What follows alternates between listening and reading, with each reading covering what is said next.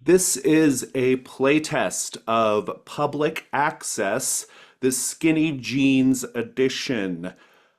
Let's go around and introduce everybody. When I call on you, please say your name, your pronouns, and anything else you would like for folks to know about you. I'll start though.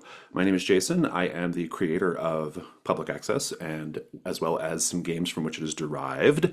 Brindlewood Bay, The Between, and other games. And I'm the co-author of the Silt versus role-playing game and the forthcoming Pizza Time, among other games. And I'm also a podcaster. Let's go over to Alex.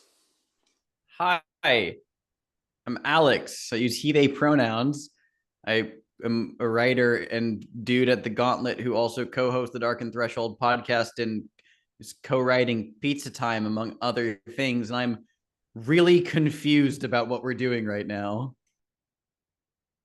Consent and play is a focus in the gauntlet. Let's go over to Amanda. Hi, I'm Amanda. My pronouns are she, her. I'm in a lot of games with the Gauntlet, and I've written a few things, and I'm also very confused. Where's my pizza? Thank you so much. And finally, Chaotic. I'm chaotic. I use he, they pronouns, and I just recently wrote a mystery for public access, so that's fun. There was a game jam that happened, and we got a few entries. Wahoo! Well, good timing. So I'm not going to do cats for public access. You all know what public access is. If you're watching this video and you don't know what public access is, you should probably go watch any of the number of other session ones of my other public access playlists to get a sense of what public access is. We are not going to dwell on that here today. I do want to talk about what the Skinny Jeans edition is, though, which is not like the name of anything. It's just something I'm calling this playtest. I have in my mind the idea that I want to make public access leaner, meaner, and weirder. I have had a lot of time to spend with this game. I've run several campaigns of it, and I want a version that plays in a shorter time frame and that really like laser focuses on the things that public access is about. And so this edition of public access is not going to be done anytime soon. It's mostly just me trying out some ideas. My games are always in constant development until they hit Kickstarter, and they're always in constant communication with one another as well. And so, from a design standpoint, I'm just interested in trying some ideas out and seeing how they work. Some of these ideas may eventually end up in whatever version of public access ends up at Kickstarter when we do the final edition of public access. If you have public access and you're enjoying public access and you're thinking about buying public access, you absolutely should. That game is still great and amazing, and nothing that's happening here today is replacing it. I just want to try some things out. And so, with all of that said, we are going to go make characters. And when we get back, we're going to introduce them in a slightly different way than they are normally introduced. So we'll be back in a moment.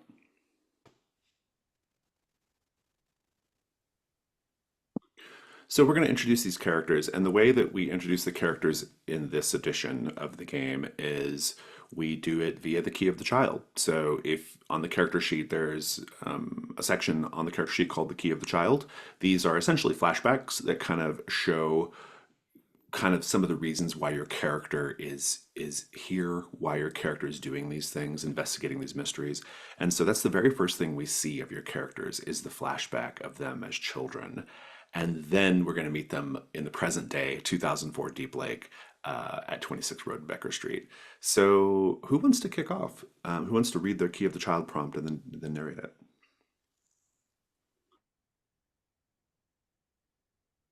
I'll kick things off. I will be using a flashback to when you felt genuine happiness as a child. Open on white, the snowy, kind of like staticky television field, which gradually fades into just actual pure white. And panning up, we see a snowy landscape, very Midwestern, blanketed deep in vast trenches of soft snow. The air is quiet and still, the kind of northern wintry quiet that just feels cold when you hear it, and indeed quite frigid. And after a long moment of just nothing on this expanse, the silence is broken as a snowball whoosh goes right across our vision and smacks into the side of a tree. And we see several heavily bundled up young kids, probably like, 8 to 11 years old, some of them in various, toques and parkas zipped up. They all look at least twice their size, waddling around, and they are bundling up snow into balls and just having a big old fight. Other kids are in the distance. We see them sledding down a hill. We see people doing forts.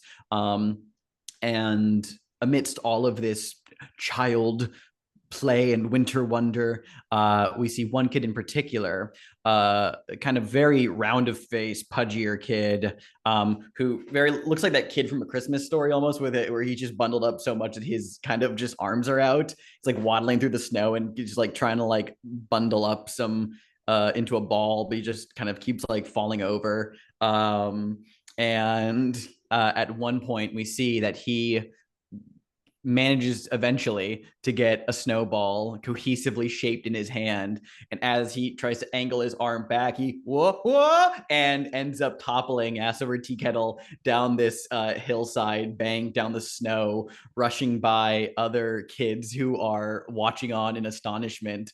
And he eventually just spins like a top on an open bit of the snow field when he comes to the base and shakes the snow off of his head and like looks around confused, his face puffy and red. But he just looks around and he just begins to like laugh uncontrollably, and then the snowball hits him in the face and he has to blink the snow away.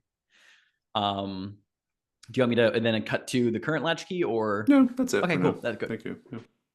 Who wants to go next? I can go. I'm going to narrate a flashback showing your latchkey kid routine when you got home from school. We see a young woman, probably 12, 13, maybe a little younger, standing at a bus stop. Her hair is pulled back in a ponytail. She has a pink t-shirt and way too tight jeans on. She's got bangles. She's got fluorescent words on her shirt. She is pure 90s. She is dribbling a basketball and counting how many times she can get it to dribble, going down low, coming back up high, going down low, coming back up high. She catches it as the bus pulls up. Two little kids get off the bus hand in hand. "Hi, Katie," they say in unison. "Hey, kids, you ready to go home?" "Yes, Katie," they say in unison. And she takes her younger siblings, twins, home. They walk into a kind of shabby older apartment building. It's one of the low-rise wood-built walk-ups that hasn't really been renovated in any time, but it's clean enough. And she unlocks the door. The kids trample in and go running, ready to play. Katie puts their backpacks down, puts their shoes down, puts everything cleaned up, goes into the kitchen, puts on the kettle, takes out the packets of Lipton onion soup or Lipton chicken noodle, gets the bowls ready, pours the kettle, covers the bowl so that the noodles get soft, goes into the living room, sets out the TV trays, turns on the TV, brings out the soup. "Dinner's ready!" "Thanks, Katie," the children say in unison. A phone call a little while later. Katie's mom. "Ugh, Katie, I'm stuck at work again. You can handle the kids for the rest of the evening, right? I'm probably gonna go for drinks with the girls after." "Of course, Mom," Katie says, always the little parent. She hangs up the phone and tucks the kids into bed, goes and stands out on the patio, dribbling the basketball again, down low, up high, down low, and the scene fades out.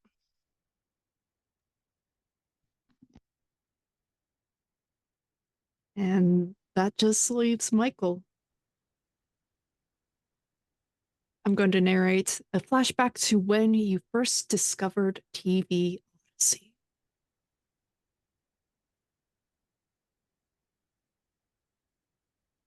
Michael, probably better known as Mikey amongst his peers, his parents. 'Cause he's just a young 10-year-old kid. And during this sort of first week of summer vacation, he got grounded. They took his video games away.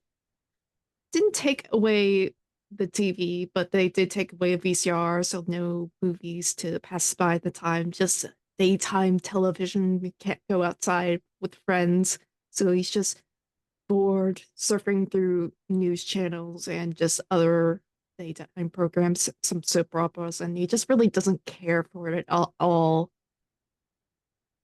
But then he flips to one of the local TV stations. Uh, and the commercial starts to play just for one of their programs that's going to be happening. And it's just ever so slightly weird because like it's something to do with puppets, and it's just like, oh, this is a kid's thing. But for some reason, you can't just turn it off to go look at something else, or he just keeps on watching, and commercial plays again and again and again. And he's just entranced by it. This is not like anything else he has seen. And no one bothers him while he watches it. Fantastic. Thank you. Fantastic. So that was very good. I'm going to pause briefly.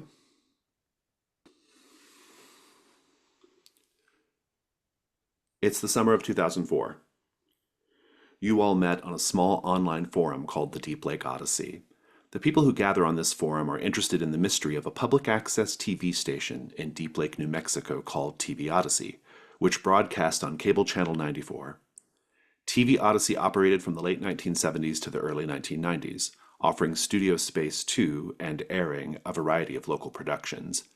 The station literally, physically disappeared in 1992. At the time, local officials said a fire burned the station down, but there was no evidence to support that. The station simply vanished. Perhaps even more strange, the people of Deep Lake and surrounding Nagoya County can't remember TV Odyssey, or if they do, they aren't talking about it. The only evidence TV Odyssey ever existed is the vague recollections of people on the forum and the so-called Odyssey tapes. The Odyssey tapes are VHS recordings that supposedly contain episodes of the various shows that aired on Channel 94. The Odyssey tapes are recognizable by their distinctive purple clamshells, the paper inserts of which depict day-glow pyramids and torii gates. The Odyssey tapes also have physical properties that are unexplainable by science. The content of the tapes can only be viewed at night and cannot be transferred to any other medium. Attempting to watch one during the day or from an internet upload have all failed. The image just shows a blank blue screen. You got to know each other on the forum over the course of a few months and decided to spend the summer in Deep Lake looking into the mystery of TV Odyssey and hoping to snag an Odyssey tape or two. You each lived in Deep Lake when you were kids, back in the late 80s and early 90s, though you didn't know each other at the time. You have vague recollections of TV Odyssey, and you hope that pooling your knowledge and resources together might help you get to the bottom of what's going on. Worst case scenario, you spend a few months in a small tourist town with new friends. You have rented 26 Rodenbecker Street, a house in Deep Lake. And we're going to see your arrival at 26 Rodenbecker now. As you step into the house at the time when you're all meant to get the keys and move in, what do we see?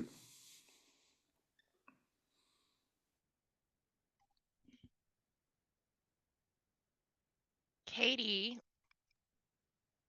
looks strangely a lot like she did when she was younger. Hair tied back in a ponytail. She has several Livestrong bracelets, rubber bracelets on, and a few for different other causes. She's wearing a racerback tank top with another tank top underneath of it, and some yoga pants. Well, maybe not yoga pants, but exercise pants, track pants.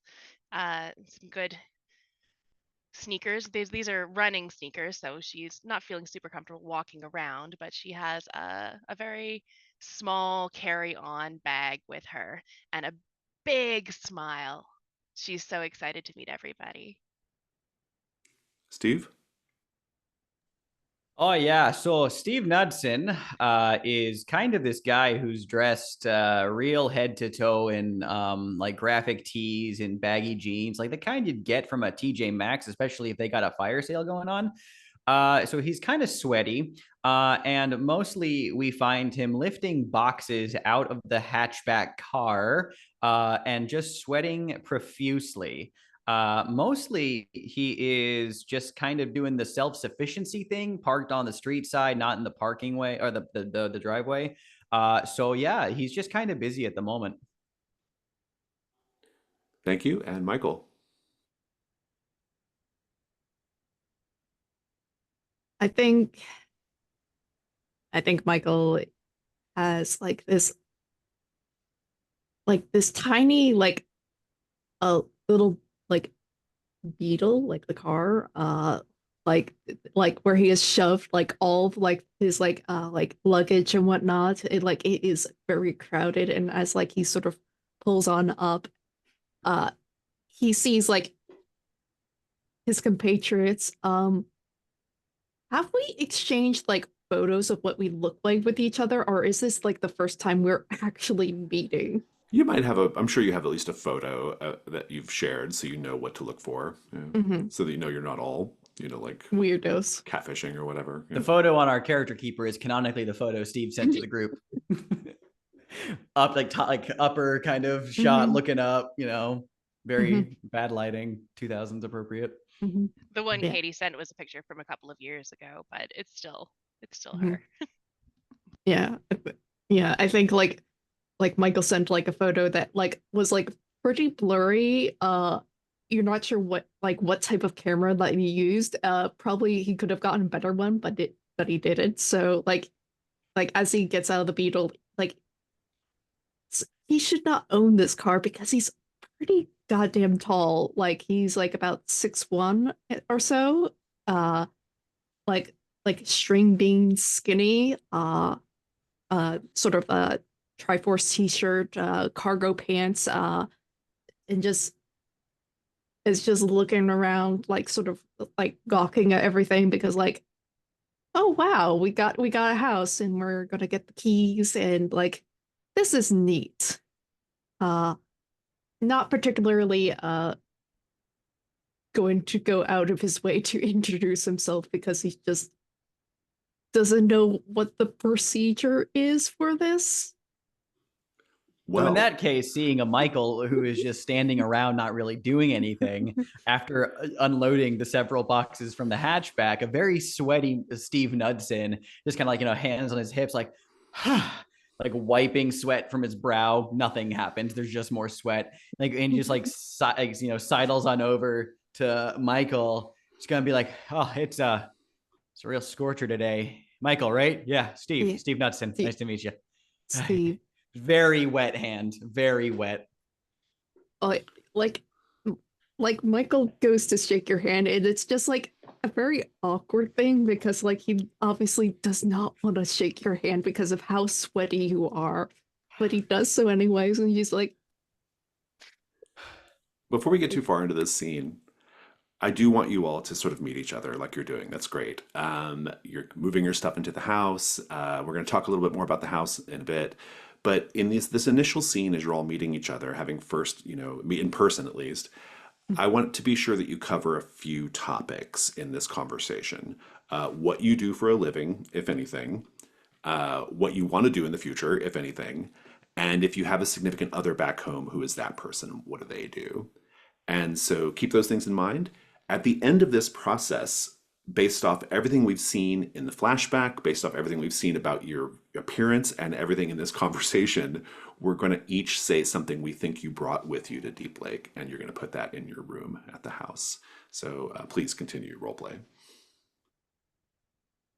oh, so we're moving in already. Yeah, got the keys already.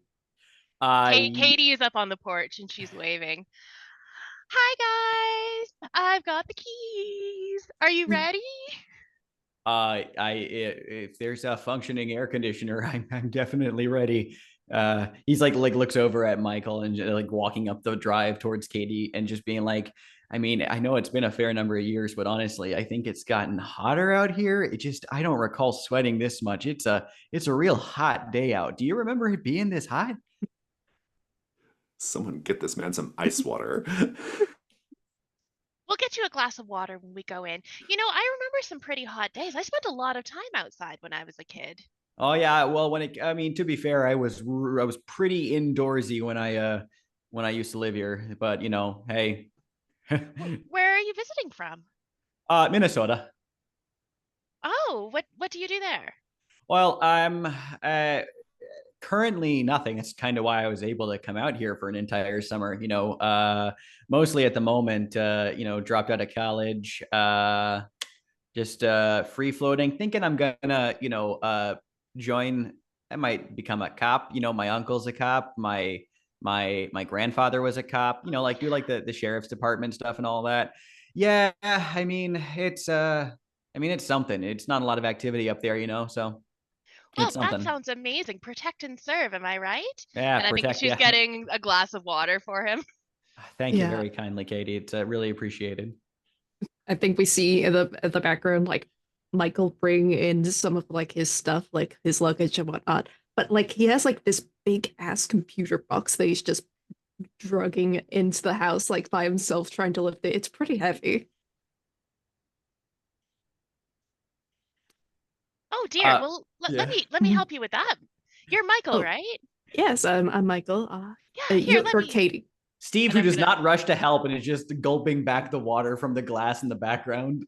Oh, be careful! Don't make yourself sick. If you drink too much water, you could just throw up. Oh, okay. You can't fool me. But make sure you have your 8 glasses a day. And yeah, I think Katie's gonna help lift this Mhm, computer box in, just pull it into the general room. mhm. Wow, you brought all this with you, hey? Yep. Uh, well, well, I got like a nice setup here. Pretty much, Yeah, I can you're work. Like I've moved around several times a year, so like I got yeah. this procedure down flat. So Steve, you're Steve, a computer guy? Yeah. Steve does like a low little whistle as he finally does like walk over to look at all these, you know, boxes that are being brought in. Goes, wow, really came prepared. What's a fella got to do to afford this kind of this kit? You do sort of web development. You know, Like Wow, the with World like, Wide Web. Yes. yes, World Wide Web. oh, Uh, the internet. Yeah, yeah, yeah. mhm, Great, cool, awesome. Is that like mhm. that pays well? Yeah, it pays quite decently well. Pretty much Huh. can live anywhere I want. Don't have to work too hard to get things done. It just works. Uh, Wow, the internet can do anything. Well, the internet can't get me a good cup of coffee or a quick meal, but it's pretty nice. I mean, signal's not so good up where I live sometimes, so you know, mhm. it's you know, I kind of had the I guess the luxury of learning how to be like more self-sufficient as an adult. Yeah, yeah. Well, I teach cheerleading at the local high school, Oh, and my the local high kids. school here. No, at the local high Oh, school in Oregon where I live. oh, gotcha. Right. Mhm. And the team that I teach just took home bronze in the local state championship. No kidding. Well, congratulations. Like the whole Thank state you. of Oregon? Well, part of the state, the northern part of the state. Oh, okay. Oh, So like, so okay. regionals. Regionals. Well, it was actually sectionals, but yes. Ah, okay, okay. This Well, is getting less and less impressive as it goes. so do we how are we doing? Do we assign rooms or are we just pick Mhm, in We're going I've to talk about already rooms in a assigned the bit. rooms. oh, okay, we're talking about Yeah. rooms in a bit. Good to know. Good to know. mhm. He says, all right, good, good, cool. Well, Uh, well, so go ahead, Mike. eh, Steve, Minnesota. Yeah. That's a pretty. hop and a jump away? Yeah, definitely a hop, skip, and a jump. It's definitely different weather than we're sure to get down here. But hey, it's it'll make the return trip all the more welcome. Yeah. What about you? I mean, you said you live anywhere, but like where are you from? Like Oregon, we got Minnesota. I mean, like, Well, I've like I grew up in Deep Lake, but I moved to like Texas in recent years. So gotcha. still really haven't seen much of snow per se. Oh, I love the snow. It's great. So he points at Katie and is like, so you teach high school cheerleading. I mean, summer break. You basically work from wherever you want to, and I don't have anything. So, well, I guess that's a pretty good mix-in pot for us to all be here. I'm surprised it's just the three of us. You didn't have any like other like plus ones hanging on here? Well, my fiance has to work. Oh. He's the high school coach. He teaches football, and they play all summer. And it's just really important for the kids to have that sort of companionship and father figure. His best friend is moving in with him for the summer, so they're just gonna have a nice summer together, chilling and being bros. While I'm here. Oh, well, that sounds nice. That sounds real nice. Well, good, glad to hear. How about Michael? You got a sweetie or something? Just had a breakup recently. Sorry to hear that, man. Chicks, am I right? Yeah. Michael does not clarify further. Very cryptic, Michael. Good. I feel like we've just about learned all the things we have to learn. Let's go ahead and talk about rooms. So here, at this point, we are going to see what sorts of things you brought with you, and that's going to be done through a process because that involves the rest of us saying what we think you brought with you based off what we know about your character so far. But first things first, 26 Rodenbecker Street stands out from other homes in the area in that it is a sort of two-story. It's kind of a two-story I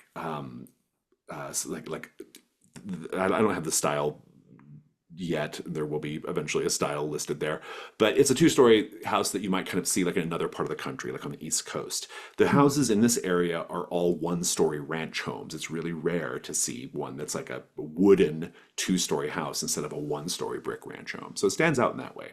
It's also on a really big corner lot.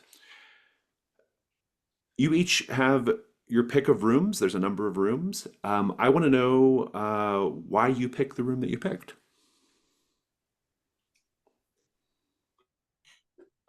Steve's is a south-facing room, so it does not get a lot of sun, and therefore it does not get hotter throughout the day. Very good. Based off everything we know about Steve at this point, what's something that you think Steve brought with him to Deep Lake? A switchblade. Interesting. God damn it, man! Did you pick mine?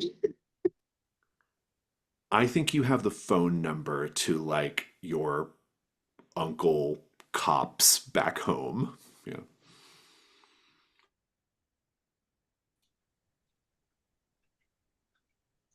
I think you like have like some sort of like training equipment, sort of like weights and whatnots, because you are like you're training to become a cop, and you're like you gotta be buff and whatnot, and it's just like It's not going well. Home gym. He's kind of an out of shape kind of guy. They got a little home gym. I like that. Nice. Unused home gym. Yep, Still there it wrapped is. in bubble wrap and plastic. Yeah. Yeah. Still packaged home gym set. There we I go. love it. So good. Katie, why'd you choose the room that you chose? South facing. No, east facing. East facing. Because Katie likes to get up with the sun and go for a jog every morning. Gets, her brain going, gets her ready for all the day's work. Then she can get home and write out her list of to-do things so that she can check things off, so that she can be ready for the day. I love it. What do we think Katie brought to Deep Lake? a A journal that is covered with stickers on it. Mm. That's right. I'm not afraid to stick my stickers onto things. Fantastic. I think you brought your trophy, your bronze sectional cheerleading trophy. I think you have hair scrunchies. Fantastic. Michael, why'd you choose the room you chose? I picked the north facing side because Steve picked the south facing side, and he has that gym equipment. He's going to be loud. I don't like that. Fantastic. What do we think Michael brought with him to Deep Lake? A stack of well-worn magazines. Oh Oh God. no, not well-worn magazines. They I could love it. be computer ones. They could be. I didn't They could be. specify what's It's in true. It's them. true. I know what they are. I'm not clarifying it on the corner of the house, though. I'm gonna say that you have I need to see what move you chose because I don't want to step on your move. No, I think you have a bunch of like dark web contacts. Let me historically look something up real quick. When did this come out? 2004, late 2003. Yeah, I think I don't know the exact model, but you just have one of those really sturdy iMac home computers that you could bludgeon a man to death with one of those. Are these one of the ones that were like transparent and colorful? Or were those out yet? I think those were slightly older. Those were cool. Those were cool, but now let's see, let me Those look transparent bluish ones were like 2000, 2001. up. Then you have that one because it's cool. The iMac G3, I think that's what it is. Fantastic. Fast forward. A few weeks have passed in Deep Lake, and you haven't made much progress on TV Odyssey. No one wants to talk, and you certainly haven't found any Odyssey tapes yet. But all that changed this morning. This morning, someone left you 2 tapes.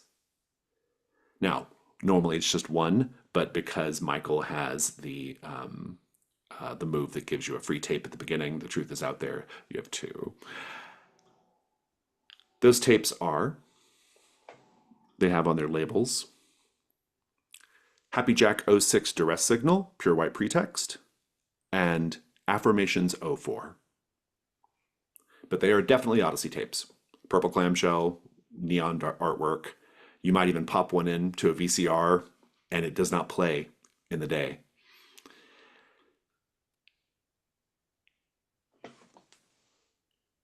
You'll watch it, maybe tonight. You'll watch these tapes, maybe tonight. We'll see.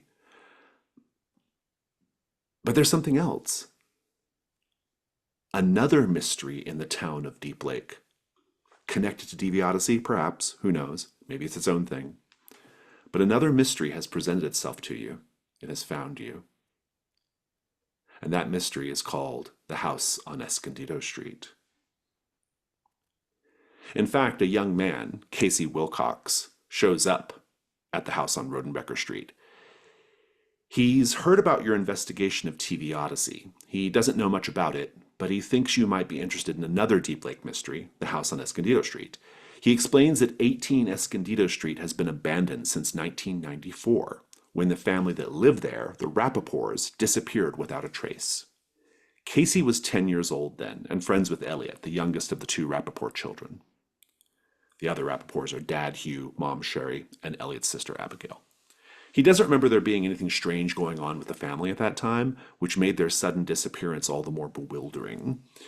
18 Escondido has become a local legend in the 10 years since, a classic haunted house right in the middle of Deep Lake. People avoid it. They say it has bad energy. And apart from some minor acts of vandalism over the years, the house is largely as the Rappaports left it. I'm going to pose a question to Steve. Casey's story includes a detail that makes you think 18 Escondido Street is evil. What is it?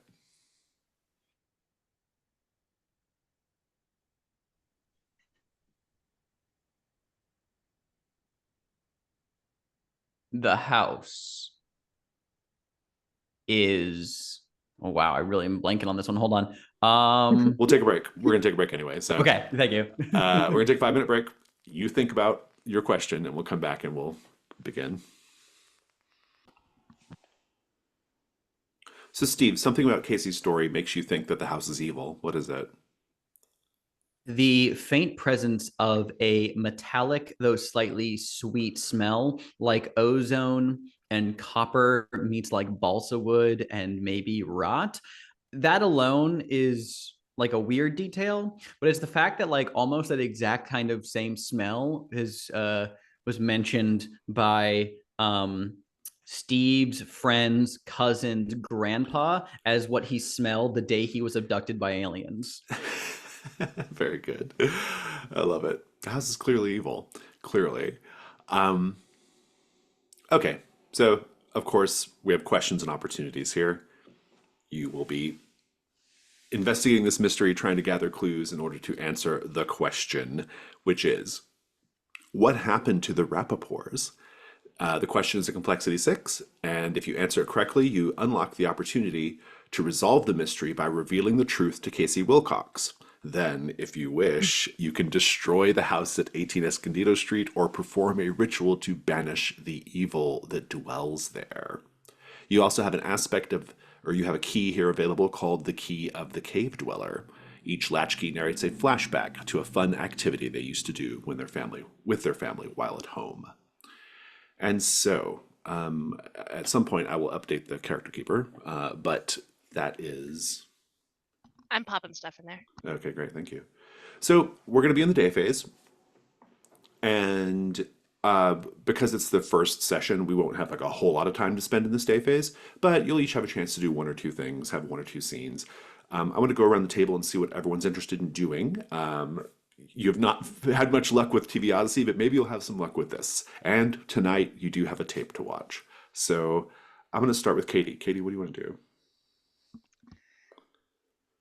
I would like to go visit my mom. My mother still lives in Oh, very well. the area, so Do you have the "and they're always glad you came" move? I do. I love it. That's great. What's her name? My mom's name is Teresa Penner. Very good. Just make a note of that somewhere on there for me. Steve, how do you want to begin? Oh, I don't want to go there, but I guess this is kind of strange. This Casey fella's pretty all right. He seems a little shaken. Maybe get like is there like a Waffle House or like a Denny's or a Golden Corral here in Deep Not Lake? in Deep Lake, but there's probably a coffee shop of some sort. Yeah, I'll take I want to take Casey to a coffee shop. He seems a little worked up. Yeah, sounds good. Michael?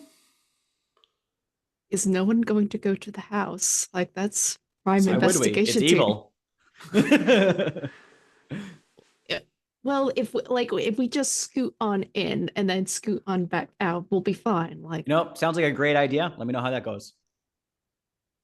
Sounds like you're going to the house, Michael. So yeah, it's only logical. And it's really close too. It's only like 1 street over, so you can just walk over there.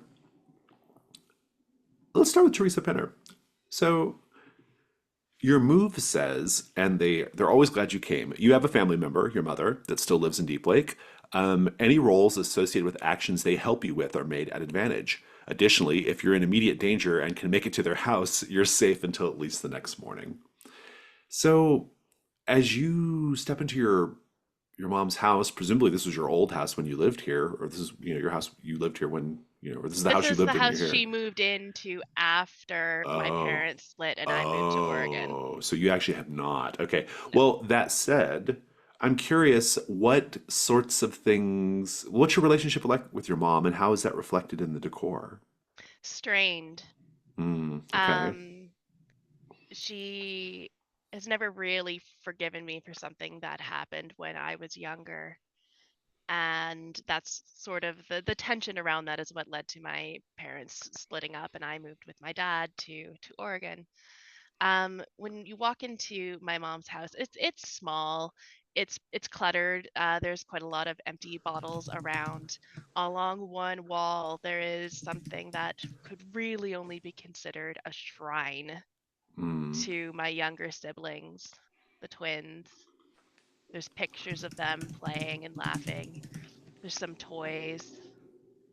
There's no pictures of them older than, say, 7, mm, unfortunately. mm. But it's a very large shrine, and there's no pictures of Katie in the house.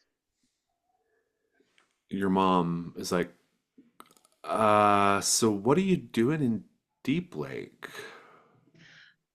I've actually been here for a couple of weeks now. I keep meaning to come and see you, but Oh, it never feels like the time is right. thanks for coming to say hi. Well, what have you been doing for a couple of weeks? Oh, just settling in, looking into some strange circumstances that have happened here. I found out about something that I thought maybe, and I don't want to bring up old traumas, but like maybe something similar happened with the twins. Have you heard about the house on Escondido Street? The Rappaports? Go ahead and make the meddling move. Because you are asking her, you can make it at advantage, which means you'll roll 3d6 and take the two highest. And I think it's going to be with presence.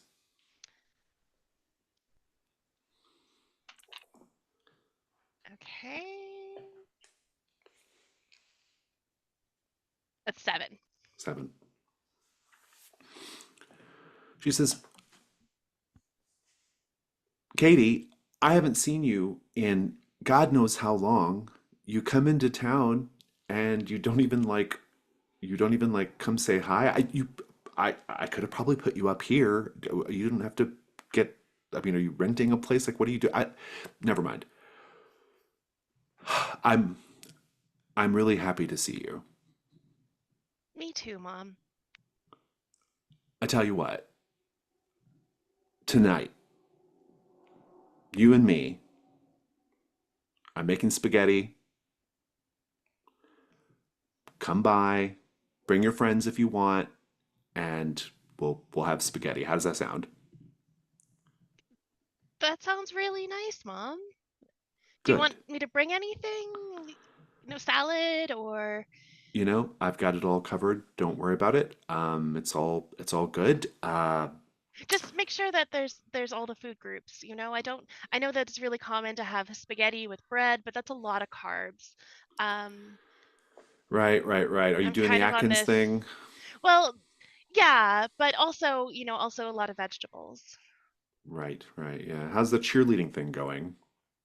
Mom, my girls won bronze. I'm so proud of them. Here, State bronze? look at the trophy. And I don't tell her it's not state. And I show her the trophy that's in my purse. She's like, so, and she kind of holds it, this little thing. Like Yeah. She's like, wow, it's really purse great. size. It's really great, baby. I'm really, really happy So for proud. you. Okay, so what was Escondido Street? What now? We'll cut there. Um, the complication I'm giving you is that your mom expects you for dinner tonight. Steve Knudsen. Casey Wilcox he is a good guy. He's, maybe not your style. Maybe not. He's not like your friends back home. He's got a little blonde faux hawk. He's wearing big wide Jinko jeans and a flame print shirt. He has a little cleft palate scar on his mouth, and he's you're at this coffee shop. It's called the Dark Star. We might talk about it later, but for now, just know that it has all kinds of weird UFO decor in it. And he says, yeah, I'm really glad you and your friends are interested in looking into this. I mean, it's you know, I heard you were in town like doing mystery, looking into mysteries. Is this for like some TV show or something? No, I mean, tell you the truth, the whole thing is kind of like mostly just an excuse to get out of the house, at least for me. But hey, we're here, something to do, especially when it's hot out. Kind of AC's on the fritz back of the house. So I've heard a little bit about like you're looking for some like TV station or something. Yeah, there's like a whole thing on the internet. You know the internet? I know the internet. Yeah, no, it's like a whole thing on the internet about like stuff of like mysteries. Yeah, about that. And so this was a TV station like was it like in La Fresca or something or what are we No, talking about here? it was unless the county borders have changed, it was right here in Deep Lake, kind of, yeah. I've lived here my whole life. There's never been a TV station in Deep Lake. Oh, yeah, come on. Channel 94 TV Odyssey. It was people say it burned down, but like No, I, no? I Hmm. mean, I don't know. I mean, look, Yeah. I don't know I don't know anything about that. Yeah. But I do know what happened to my friend and his family back in 1994. They just disappeared. They Yeah, so tell me about that. You seem pretty shaken up. Did you order anything? You want a coffee? is it yeah, that'd be cool. Yeah. Yeah. Hey, can Uh, I? Yep, coffee. Yeah. All right. make the go ahead and make the meddling move with presence. I shall. With my +0, I believe. That's a 10. 10. Nice. Nice. I'll give you a clue in a moment. Michael Schroeder, you are the only one going to the house. It is just one street over. I Mhm. think as you're making your way over, it's a it's a very as you've been reminded several times already today by from Steve, it's a very, very hot summer day. And as you're kind of it's kind of I don't know if anyone's ever um, seen the movie Pulp Fiction, but you know that scene when Bruce Willis is moving from the dirt lot to his apartment, there's that sound. It's that like quiet sound of a neighborhood, you know? And it's like that. You hear children's laughter mixed with the squeaky whir of bike wheels in motion, the smells of a backyard barbecue, charring meat, hoppy beer suds, kids pickled in chlorine. You might even pass a trio of girls doing double dutch on the sidewalk. It's just a lovely summer day in Deep Lake. And yet, as you get to 18 Escondido Street, the energy changes a little bit, I would say. There's a stand of trees right out in front of the house. It's a ranch style house, probably built in the 60s. This little copse of trees, some tall ponderosa pines, and there's a bunch of yellowing grass in the yard, and you've already got sticky pine needles all over your shoes. Let's paint the scene. Something about the trees makes you think the evil in this place is, first of all, real and in the land. What is it? And everyone gets to answer. The the dirt's not like, dry. It has the kind of like moisture you'd expect, especially with a sprinkler system kind of community. But like for it crunches slightly underfoot, like, and you don't know why it would because it's not bone dry. There are rings and shapes of dry grass patches all around that, if you were to look down aerially, are very, very noticeable, but less noticeable when you're walking through them. The sap itself that is coming off these trees as like the heat is just making things just ever so melt slightly is not your typical like brown color. It's almost like this sort of green, like sort of like not like like the color of the needles green, but rather like candy green. Interesting. Well, Michael, that's the front yard, these trees. There looks like there's a little gate to go around back. Um, what's your approach here? I think I'm going to go around back because that's probably the most likely place to be unlocked, really. Like with this house that's been gone for so long, like front door's probably locked, and like it would look a little bit suspicious if I were to go in the front. Yeah. The backyard has a swimming pool filled with a shallow layer of mucky green water, and there are faded and cracked sunbrella furniture still back there, large overturned planters. Let's paint the scene again. The Rappaports enjoyed one last day of fun in the sun before their disappearance. What do we see around here that shows that?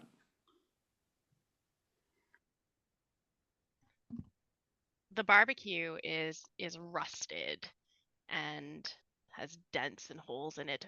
It's still open, and you can see the charred old remnants of hot dogs. Years sitting on this grill, wasting away. Birds picking at it, so just the char is left.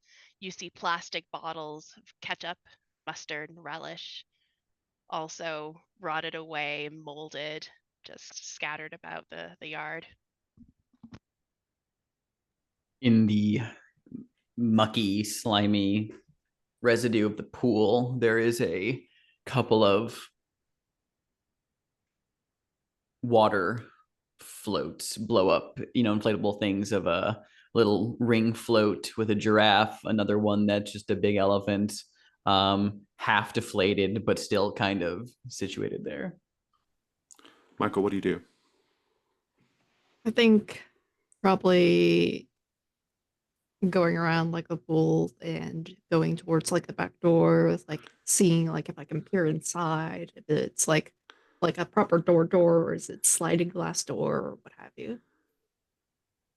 I think I'd like to go ahead and do the day move here to get into Hmm. the house. What do you afraid is going to happen if you fail, or if you lose your nerve, or just if something bad happens? Honestly, like I'm just afraid that it's just going to be locked and I'm going to have to do something a little bit more unscrupulous to like get inside. Hmm. Go ahead and roll with composure. 2d6 plus composure. It's actually pretty good. That is an 8. I think you are looking around. Maybe you're looking into the window, and the windows are really quite like they have years of just like dust and grime, and so you can't see too well into the house. You do catch a couple of glimpses of graffiti. Someone must have come in at some point over the years, but as best you can tell, it all seems, well, like Casey said, much as it was left by the Rappaports. It hasn't really been changed too much. And as you're looking through the window, you hear to your right a creak. The back door is open. How do you feel right now?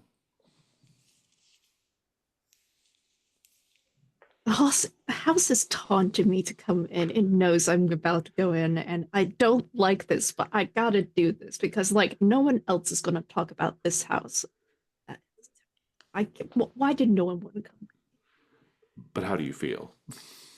Uh, just, uh, just a little bit annoyed with like my circumstances that I have to go into the scary house by myself. Very good. I'm going to give you a condition that is,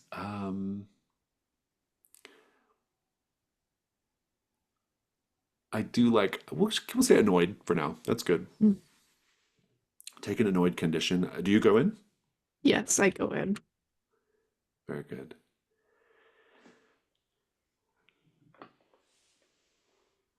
18 Escondido Street, the house on Escondido Street. Yeah, people talk about it. I mean, it's a thing. So what are you and your friends like? Are you? I never really like pegged you as a haunted house girl, Katie. Well, it's just me and these people that we met up online. Oh, You know, online. Everything's online now. Online, online. don't worry, Mom, I'm perfectly safe. I don't talk to people I don't know. There are I lots of get weirdos on the web, I know, on the highway. I'm very careful, I promise. I promise, okay? And Okay. all the people that I've been talking to are from here. Have You you know, heard about these viruses? I don't have any viruses on my computer, Mom. It's okay. Crazy to think you could get sick from the computer. It's insane. You can't actually get okay. That's okay, Mom. Don't worry. I'm being safe. I'm being very careful. And the people I met, they're all from here. They're all from Deep Lake. Yeah, okay. It's kind Well, of like yeah. a reunion. Well, yeah, okay. Uh, but But yeah, yeah, people talk about that house. Yeah, sure. There's stories. You hear things, you know. I mean, this The happened Rappaports what, a disappeared. year after the twins? Something like that. It just seems strange, you know? Can we not talk about the twins maybe Okay. for now? Sorry. Sorry, Mom. Thanks. Yeah. Well, I'll tell you what. I heard.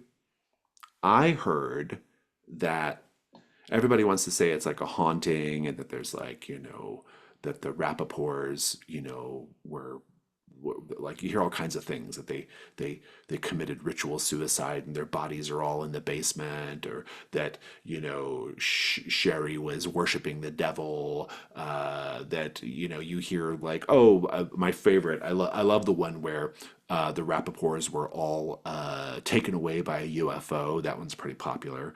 Um, but I remember that Hugh Rappaport had a lot of debt.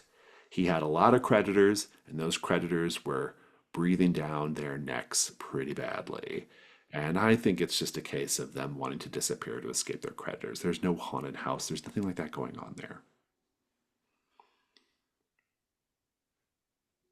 Sorry to burst your bubble, but Well, just maybe if they did run away, why wouldn't anyone have found them? You know, that you got to leave some kind of trail. You can't just sometimes disappear.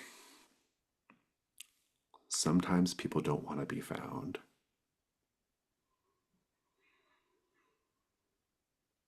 And we'll cut there. Steve, you got a 10, right? Yes, sir. He's like, yeah, I mean, it's I think you've been talking a little bit more about different things, and he kind of tells you, he kind of shares a lot of stuff that is interesting, but maybe like nothing, I don't know, doesn't really speak to anything in particular. At one point, your own history um, kind of comes up, and he's like, yeah, I don't blame you for getting the hell out of here. This town does shit to you, man. If you let it get its claws in you, it's over. It will never let you go. I mean, that's what happened to me after Elliot and his family disappeared. I was in a bad place for years after that. And that's when Deep Lake made its move on me, so to speak. Oh yeah, no, I hear you. No, up there in Minnesota, things get pretty cold, and sometimes you get people out there who just kind of aren't prepared for the worst of what's to come. And I Hey, is it like Fargo? like the Coen Brothers movie. Yeah. Is it? Yeah, Oh, it is. Oh, yeah, yeah. oh. Well, at least where I'm from, yeah, my uncle, he's a cop, Have you ever had a stuck anybody in a wood chipper? I haven't, but my uncle's like coworker knew a guy who like filled a report out about that. Like the worst I saw, well, I'm not a cop yet. The worst I saw was there was like a vagrant who like once the snow began to melt in May, like this was a few years back, they found him like completely frozen, curled up underneath an overpass. Whoa. Yeah. Whew. I'm glad I don't live somewhere where there's snow. I don't think I could Oh, deal it's with. not so bad. It's nice and cold, gives you reason to tuck in the morning Do and you want a Do you want a napkin there? Got a lot of. oh yeah, no, it seems just yeah, it's real hot. I would thank you. He's dabbing at the sweat a lot. So yeah, no. Anyway, what were we talking about? Oh, leaving town and coming back. Yeah. So what does hooks in you look like here? I don't know. I guess I've just gotten into some bad stuff, and I've made more than my fair share of stupid mistakes, and I'm only 20, what, 22, 21. Oh, we mean like you talking like drugs? No. Oh, okay. Just like bad stuff. I hang out with the wrong people. I get involved with the wrong girls and guys, and it's just are you? Is this an interrogation? Oh no, God, like I said, I'm not a cop. Just trying to understand like bad stuff, I want to make sure that I'm getting the lingo correct. But what you're describing sounds very who's the Laura Palmer in your friend group, Yeah. You watched Twin Peaks a couple years ago? Oh yeah, yeah. Yeah, great show. Great Right. show. Yeah. Great show. Right. So Elliot, the Yeah, Raptors. yeah. Tell me about it. Like I what's mean, what it was always so strange. It was always just yeah. really, really weird. Like Elliot, he like he had things. He had things that like other kids didn't have. Like And drugs?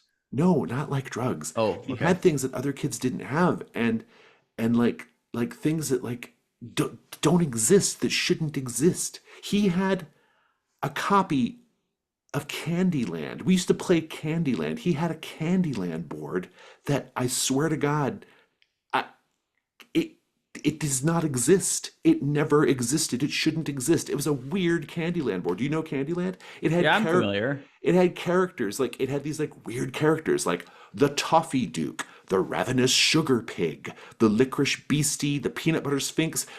The that Those are not Candyland characters. You can go on the internet. There's no evidence of these characters having ever existed. It was weird.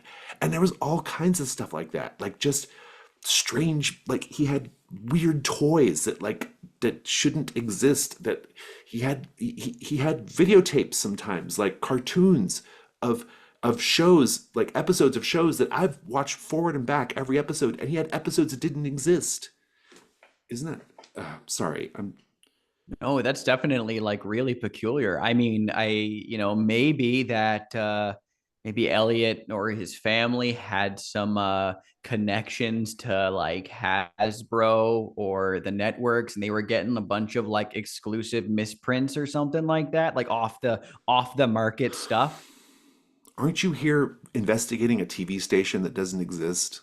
Well, it's more of like a hobby for me. The other two are pretty deeper gung ho about it. Me, I'm honestly just kind of here for. Well, I didn't really have anything else going on. Boy, oh boy. Well, okay, But well, okay, no, I mean, like, I'm not gonna, not, yucking your yum. You say it's weird. It was weird. Okay, so he had a bunch of weird. You ever play any of that like stuff? well, Did it? yeah, yeah. I It mean, but the thing is, like, I don't know where he got it. I don't know where it came from. And then they just disappeared off the face. I think there's something going on, some kind of like interdimensional thing going on. Hey, here's a fun question then. Let's say that okay, he had all this weird stuff. Was there like a room in the house that he like, oh, he kept all of like his toys? Was it in his room? Did they have like a toy bin? Like, where did they kind of like play when you played with him before? Always in his room. Okay, well, I think Michael's gonna go check out the property. I'll shoot him a text and just be like, hey, if you see any weird toys, flag them. Hey, that might be noteworthy. Michael, the back door comes in through directly into like the sort of like kitchen, breakfast nook or kind of kitchen dining room area of the house. It's a small kitchen with a bar window that looks directly into the dining room. There's a Wedgwood blue trestle table still set for dinner in the dining room. There's oak cabinets and speckled formica countertops. Let's paint the scene, everyone. Based on what was left out, what's one thing that was on the dinner menu on the day the Rappaports disappeared? Green bean casserole. And it is 10 years old. it is functionally like a fungal terrarium now. There is a bottle. It's green and semi-evaporated. What's left in it is moldy and yellow. And on the front of it, it says Craft Ranch.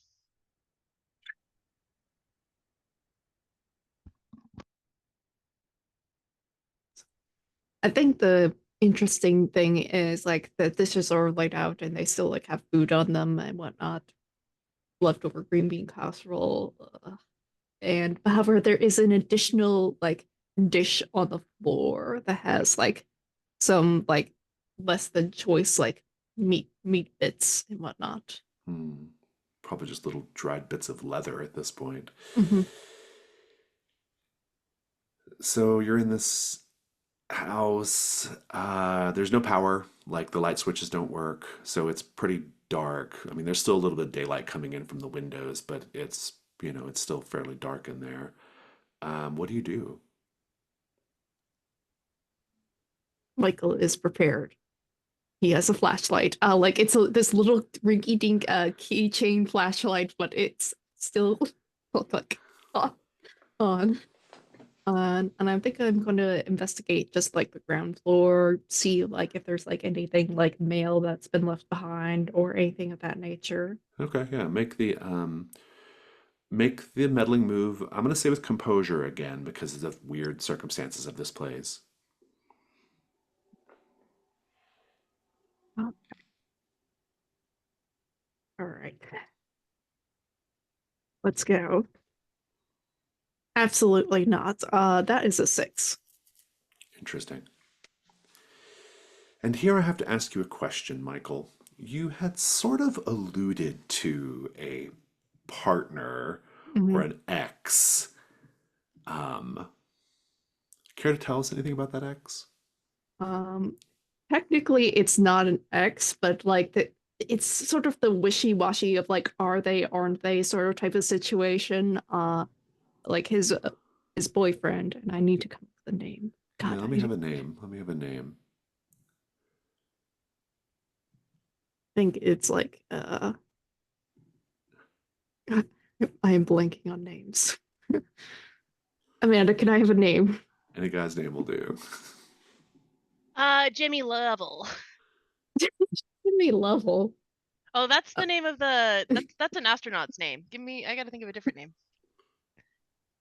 Brad. Brad. Brad Roseburg. Brad Roseburg. Okay. Yeah. Like like like currently they're dating question mark, but it's just like it's an on and off again thing, and like with like how Steve was, for lack of a better term, aggressively heterosexual, like Michael did not want to get into this. You're looking around on the ground floor. There's only a ground floor to be clear. Well, that's not true. There's a basement as well, but the living space is all on one floor. There's a TV room, there's a master bedroom, there's a couple of rooms for the kids. There are some stairs that go down into what is presumably the basement. You're looking around, and I have to tell you, as you're moving around the space, moving your little flashlight around, this house is incredibly quiet. It's as if all the sounds from outside are just slipping away. Like this house is it's like you're in a tomb. It feels like it's separate from the world. And it's not just the sounds, it's the energy. Steve mentioned that he thought the house was evil, And maybe you're starting to think that too. I don't know. But Certainly not right. it's not right. You start to hear something coming from a closed pantry door, I know what you're doing, Jason. maybe. You hear a scratching.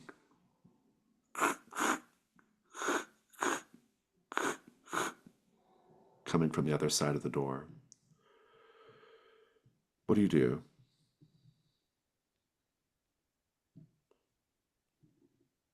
Can't believe it. Please let it be an animal. I really don't want this place to like throw ghosts at me so soon by myself. And I'm going to open the pantry door. I would like the day move first. I like the day move first. I wanted a disadvantage because of your condition, Hmm. and it's going to be with composure. Hmm. What do you afraid is going to happen if you fail? God damn, it's a ghost, Jason. That's what I'm afraid of. Very good. Go ahead and roll.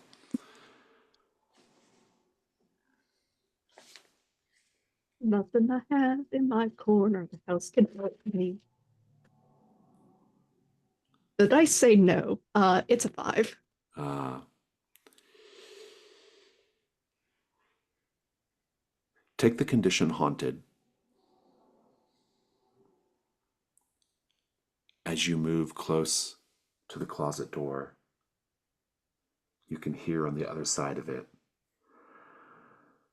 Uh,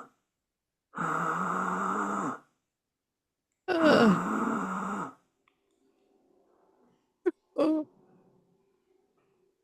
And I think that's where your day phase ends. We don't see what happens. Maybe you run, maybe not, who knows, but you are haunted. Maybe you come back with friends. Let's pick up with Katie. Katie, I just want to see how you kind of spend the rest of this time with your mom at her house, this awkward conversation. What's going on? I think I'm just letting my mom gossip about what things are happening around Deep Lake. Like, oh, did you know your old teacher moved to La Fresca? And did you know this and that? Just so I can let her talk and I don't make her feel bad. Hmm. But also maybe she has some information that might be useful that she doesn't even know that is useful. Hmm. Yeah. I also Um, feel really bad for ignoring her for so long. you can make another meddling move with composure. Sure. That's a 4. Oh, interesting. How interesting. I'll come back to this. Steve, what do you and Casey do for the rest of the afternoon? Yeah, I think after wrapping up with coffee, Steve will invite Casey just to like walk him around Deep Lake and just kind of like, talk about, what you do for fun. He talks about all like, being wrapped up in bad crowds. There's like, all right, just, what's fun around here? What do you do? It's hot. Come on, let's go for a walk. Yeah. Um, a lot of it's like what I described before, Mm, the sounds and yeah. smells of summer. Mm-hmm. Um, and he seems like a nice guy. He's kind of, let's see. Well, here's what happens. As you're walking around, I think a police vehicle rolls up. Degoya County Sheriff's Department rolls up, and the driver rolls their window down. Sitting in the seat, the driver of the vehicle is a cop, a little older than you, probably in his 30s, square jawed, quite handsome. You can you can smell him as soon as the window rolls down. A really good smell, like Old Spice and Big Red gum. Strategically tight khaki shirt, and he kind of adjusts his sunglasses a bit. He's like, Hey, Casey. Staying out of trouble? Casey says, oh, hey, Sheriff. Yeah, I'm good. He's like, who's your friend? Uh, Evening, officer. Steve Knudsen just moved into town for Um, the summer. Afternoon still, but Oh, okay. afternoon. Yeah, sorry. Just Are you okay? Do you need like medical attention? Oh no, I'm all right. I'm just I sweat. Yeah, yeah. Not from the desert, huh? No, because it's hot. Yeah. So you two aren't getting into any trouble, are you? You better watch this one. He's a troublemaker.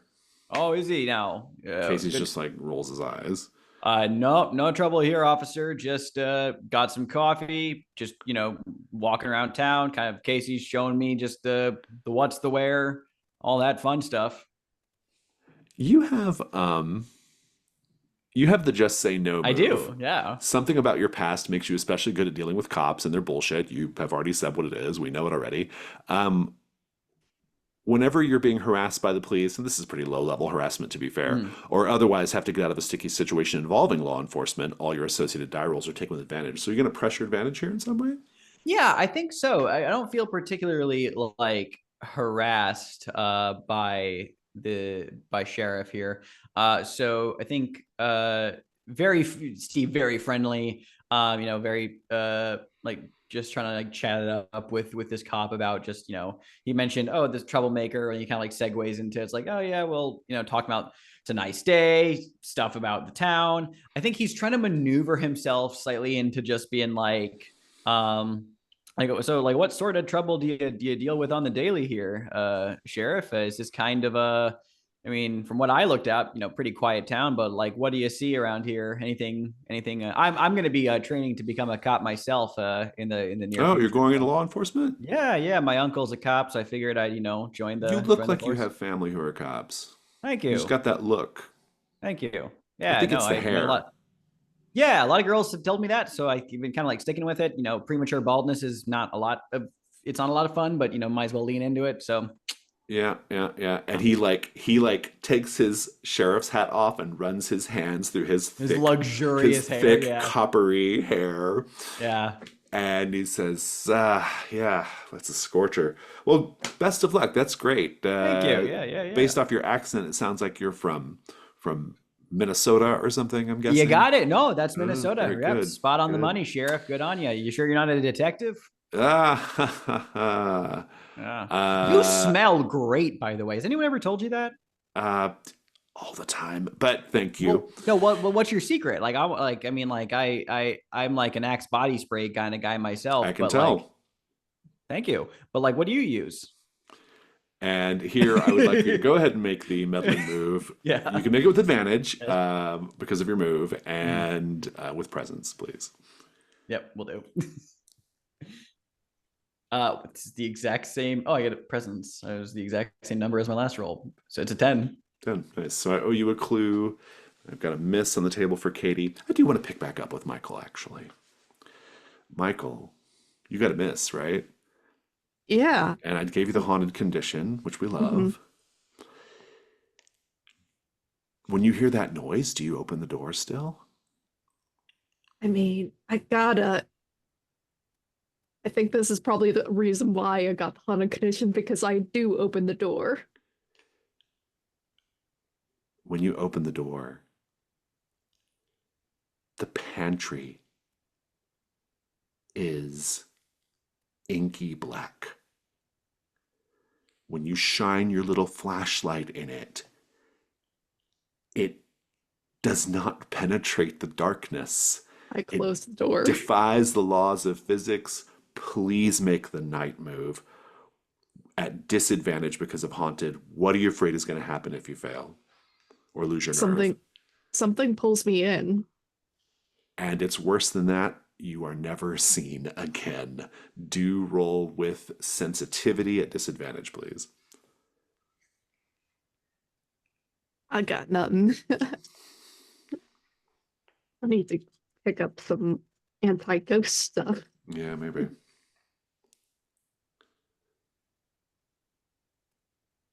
God, So close and yet so far. That is a 6 with the -1. From the darkness. Oh, I've been waiting for you. I've been waiting for you for so long. And you finally answered the call.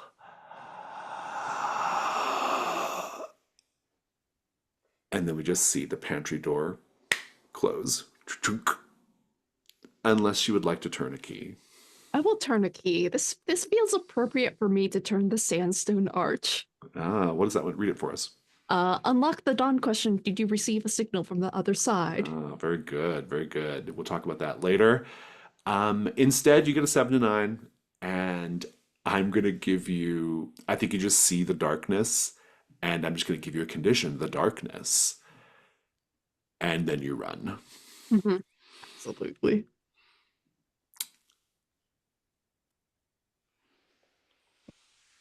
Katie,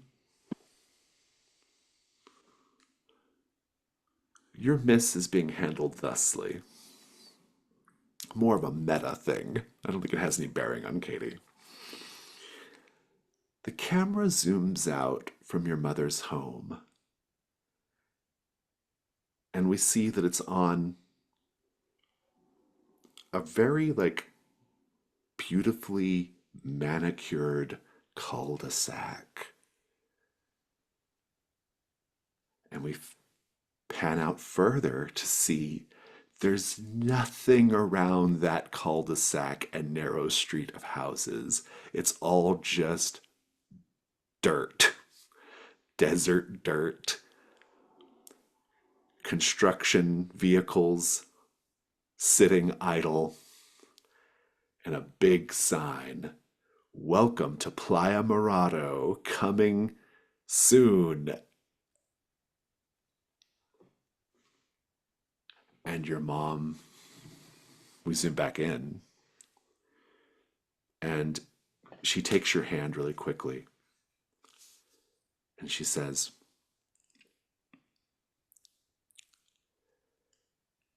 "It told me you were coming."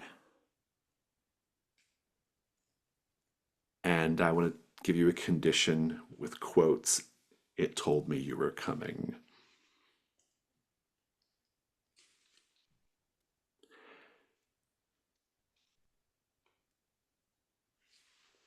Steve, you got 10, right? Steve? Yes, got a 10.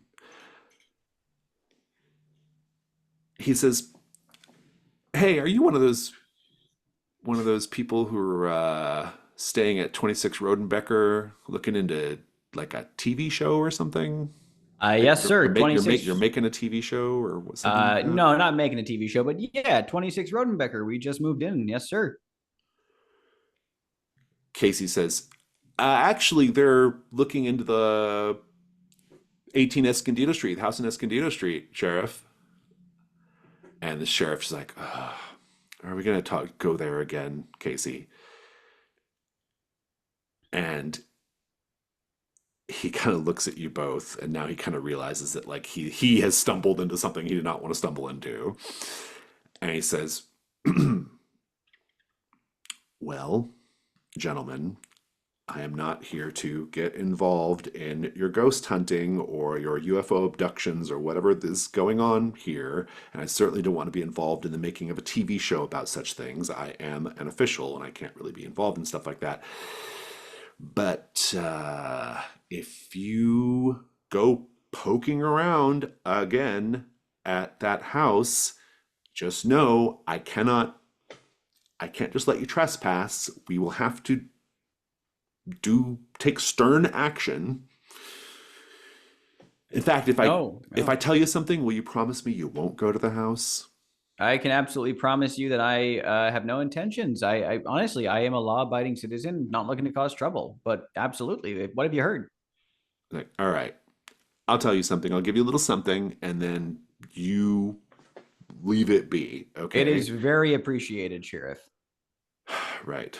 Well, okay. don't put this in your show. I'm not making a show, Sheriff. When I've been in that house a few times at the insistence of Hugh's sister, Debbie, who still lives down the street from them, or from where they used to live. And it's a weird house. I will give you that, Casey. It's got bad vibes. That part of the local legend is definitely true. I've been in a few times, and there's this chessboard set up in the family room, and I don't know a lot about chess, but every time I go, moves have been made. Oh, that's creepy. Yeah, I would say so.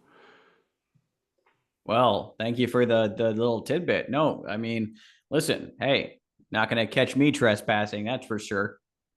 So you have a great day, Sheriff.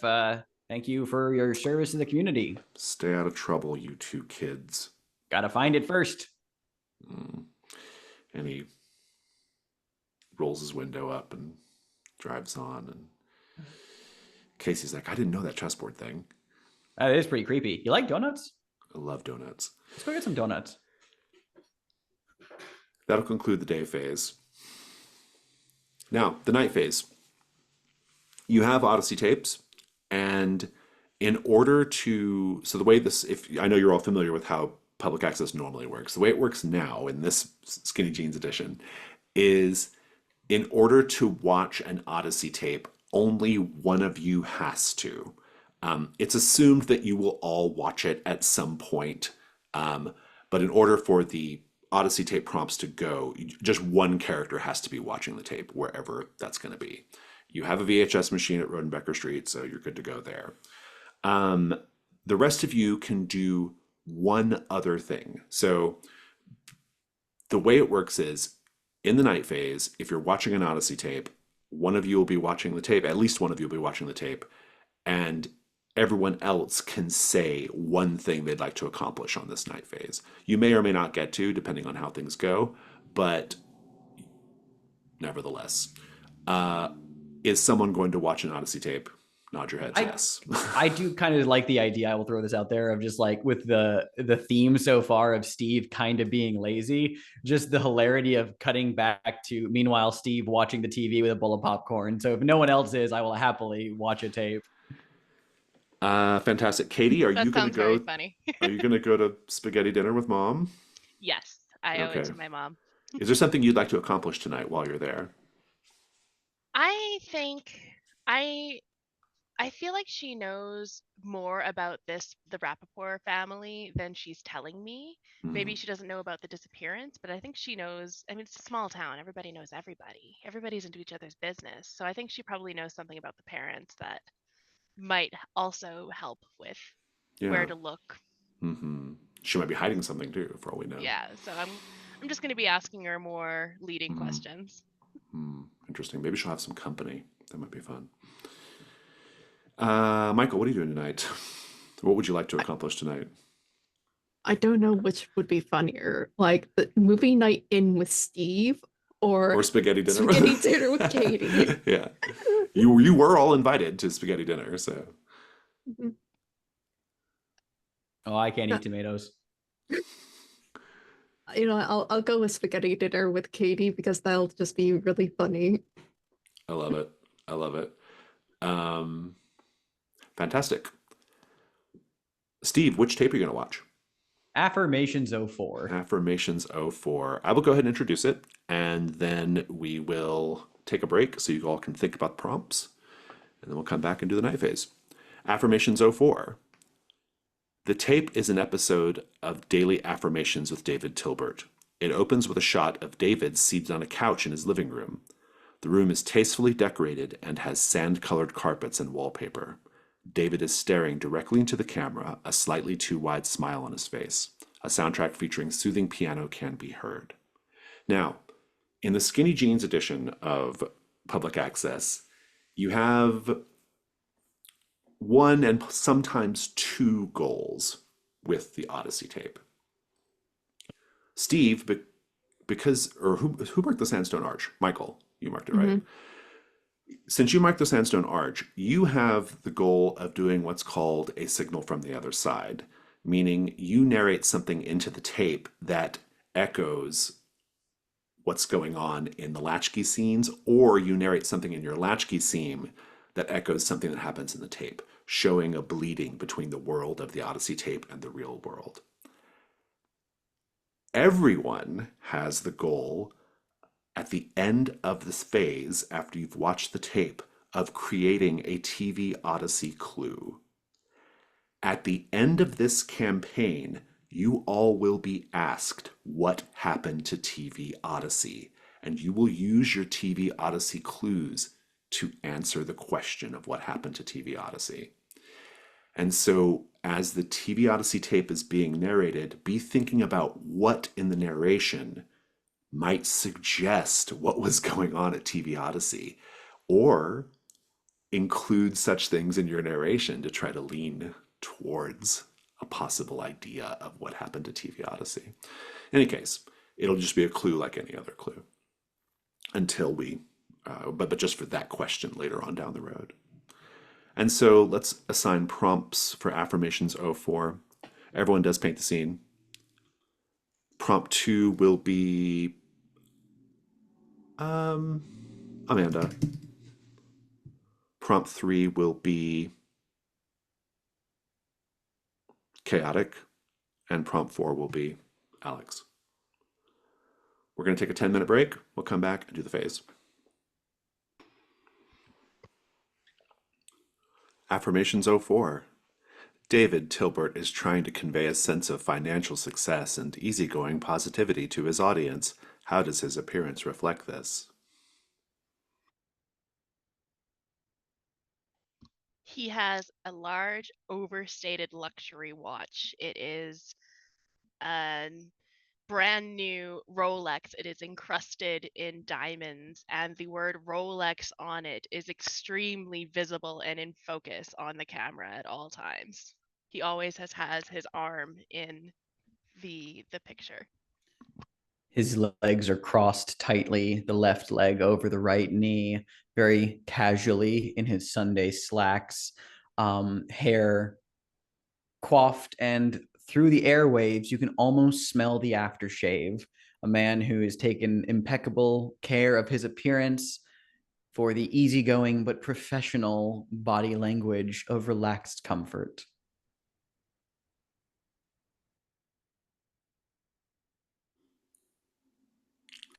He is sitting in this sort of like luxurious, like sort of love seats. It is cream colored, is so poofy that if he was not sitting upright, you could have almost like just be absorbed into the background of it.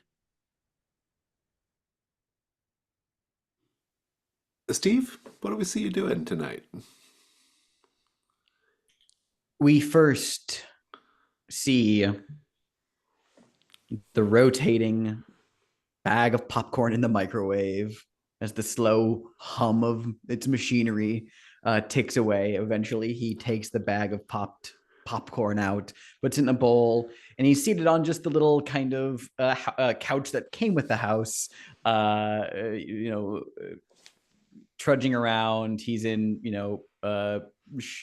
basically like gym shorts and in a t-shirt. Takes a big old fistful of popcorn and just kind of eats it, and takes the remote, presses play on the tape, just settles in, and is just living the life. I love it. Teresa opens the door. She says, "Hey, honey. Hi," to Michael. I'm Katie's mom. Hello, I'm Michael. My goodness, you're a tall drink of water, huh? Yes, I, Katie. It's been a little bit of a hectic couple weeks as we were trying to get settled in, sort of moving things about. Yeah. Well, come on in. Take a load off tonight. I've made spaghetti, and garlic bread, and you can smell the garlic bread, you can smell the oregano, you can smell the parmesan as you walk into the house. Can I interest either of you in a glass of wine? I've got red and white. Oh, none for me, Mum. Red would be nice, please. There we go. That's what I'm talking about. And she goes and she's, pops the cork and actually no, there's no cork. It's a Franzia. Yeah, it's a box. It's a Yeah, box. of course. She turns the tap and she says, honey, so water, tea. Oh, just water, thank you. Yeah, well, okay, good. And she's like, all right, well, go ahead and just take a seat. We actually have somebody else coming. We're gonna be four tonight. That sounds awesome, Mum. And then I'm gonna lean over to Michael and say, you don't have to eat the garlic bread and the spaghetti. It's just a lot of carbs. I already told her, but she never really listens to me. I think she probably wants me to be a good guest, so I'll eat whatever's put in front of me. I'm like, it's fine. Well, I mean, if you're carb loading, I suppose, but it's not very good for you. It's not very healthy. Katie, look at me. Like, like I really can put anything into me and I'd be fine. All right, whatever you say. While you're having this conversation, you can see your mom over. She's facing away from you, and she's got salad tongs, you know, in a salad bowl, and you hear her just briefly say, "Not now, not now." Let's go back to the tape. Uh, Amanda, the theme of David's affirmation is body positivity. What is David's message to his audience? David leans back slightly, comfortably, still perfect posture, still upright in this overly poofy chair. Smiles his big, toothy Vaseline smile and says, you know, there's a lot of pressure out there in the media to look a certain way so that you feel a certain way. And let me tell you, don't listen to what anybody ever has to say about how you look. If you love yourself and if you want to be loved, then you will do everything in your power to be healthy. If you love yourself, you will get up in the morning and work out like I do. If you love yourself, you will make sure that you don't eat too many of those carbs. If you love yourself, it'll show. Steve, do you love yourself? I love myself. I will work out. I will unpack the box. Thank you, David Tilbert. Ding dong, ding dong. At Teresa's house. Oh, honey, will you get that? Oh, yeah, of course, Mom. And I get up and brush off my hands, open the door. Um, you see a man standing there. He looks like he looks like one of those people who has like a perpetual 5 o'clock shadow. Like he clearly shaved, but you can already tell that like the hair is like coming back in. He's sort of middle aged, and he looks like he's tried really hard to be presentable tonight, but he still kind of faintly smells of grass, not pot, like lawn. And he says, "Oh, hi, I'm Chuck Terrio. I'm a landscaper." Oh, hi, Chuck. I'm Katie. I'm Teresa's daughter. Oh, you're Teresa's daughter. Hey, it's really good to meet you. It's nice to meet you too. Are you joining us for dinner? Yeah, yeah. Did your mom not say who I am? No. and he kind of calls out to where Teresa can kind of hear, you and your mom, or your mom and I are kind of seeing each other right now. And Teresa says, yes, honey, yeah, Chuck and I, we're kind of, we're seeing how it goes. Oh, well, come in, I suppose. Yeah, Do you and come over here a lot? he says, well, I work a lot, but every now and then, I mean, this is really something. Your mom doesn't cook very often. Yeah, I thought it was a surprise too. I didn't realize it was not just for me. Come on in. My friend and I were just talking about what's happening or what happened over on Escondido Street years ago. He's, Have you been in Deep Lake long? do you mean the haunted house on Escondido Street? That's the one. We just heard about it. He's like, yeah, I actually knew the Rappaports. Really? What were they like? What do you think happened to them? Michael, what are you doing in the meantime? Trying to fade into the background from this like awkward conversation. He's like Very good. just like sort of slouching in his chair, just like trying to be like Uh, Amanda, you can go ahead and, or Katie, rather, you can go ahead and make the information move with presence and let me take a look at your conditions. No, I think you're good. That is a 3. A three. We'll come back to this.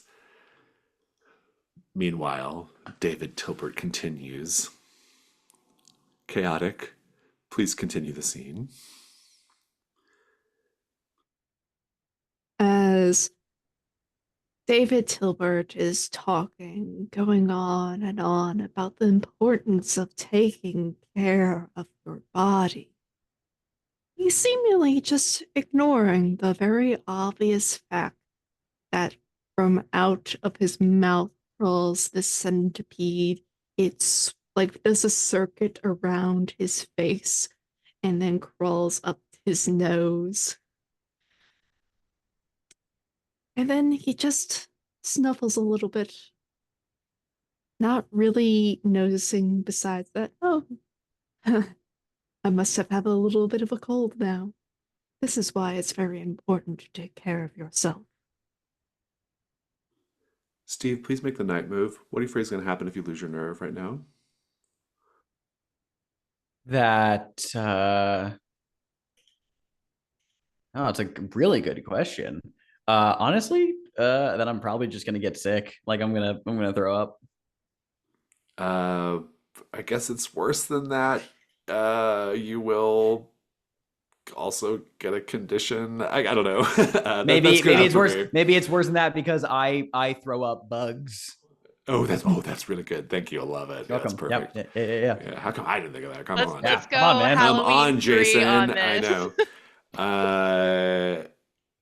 Very good. I love it. This is going to be with Vitality. Oh boy. Okay. Vitality. Let me take a look here. I'll just keep it flat for now. Why not? I shouldn't have done that because that's a 3. We're doing great. Oh, it's gonna be fun. The end is gonna be fun.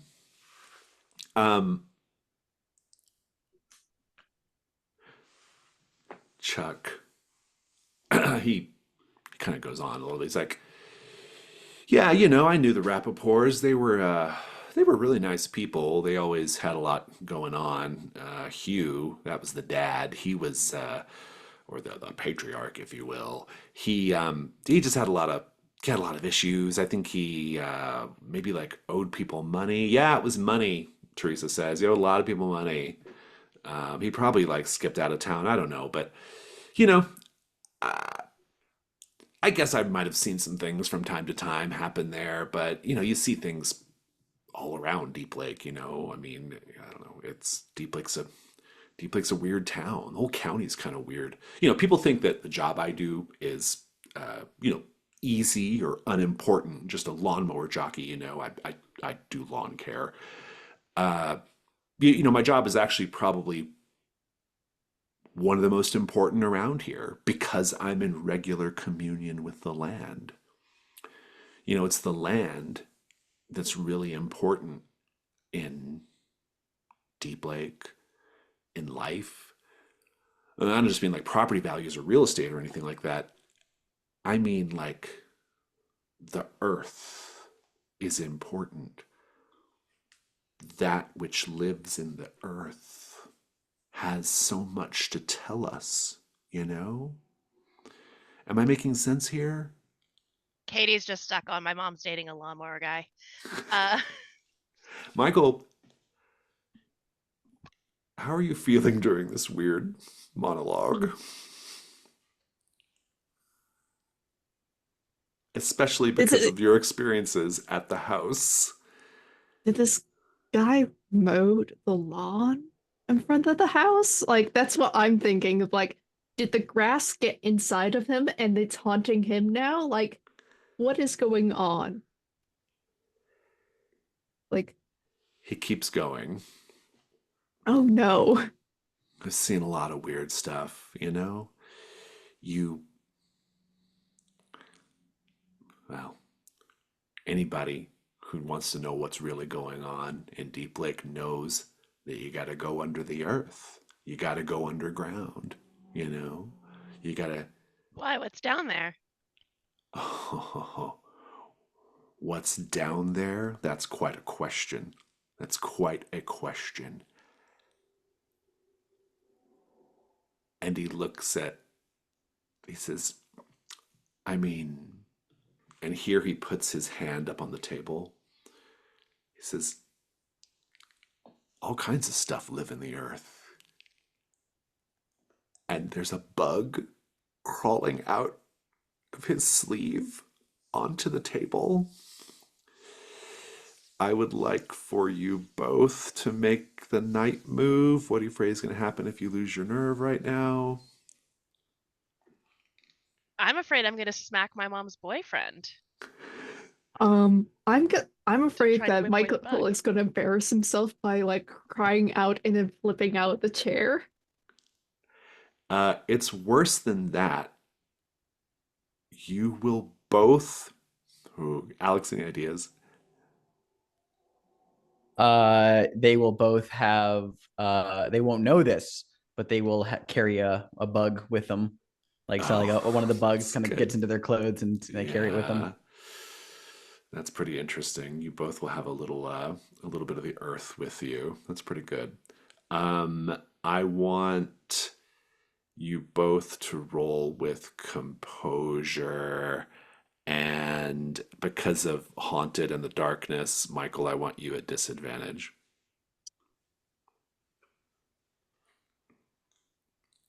Unless you just want to get up and leave. You can just walk away from the table too. 10.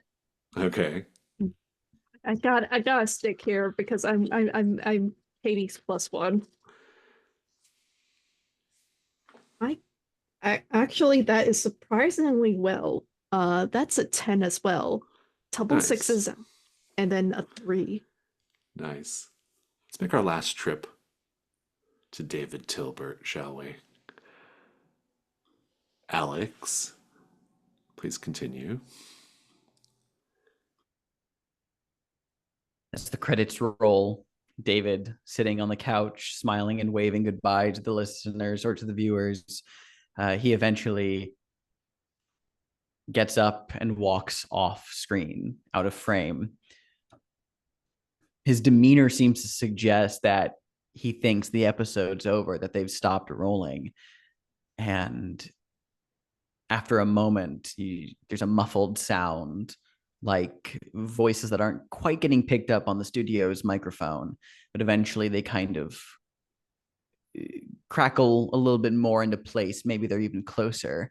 And the kind of whispered tones of assuming some production assistant just going like, I'm sorry that I don't know what's, and David's voice very clearly cutting through, chastising them in return.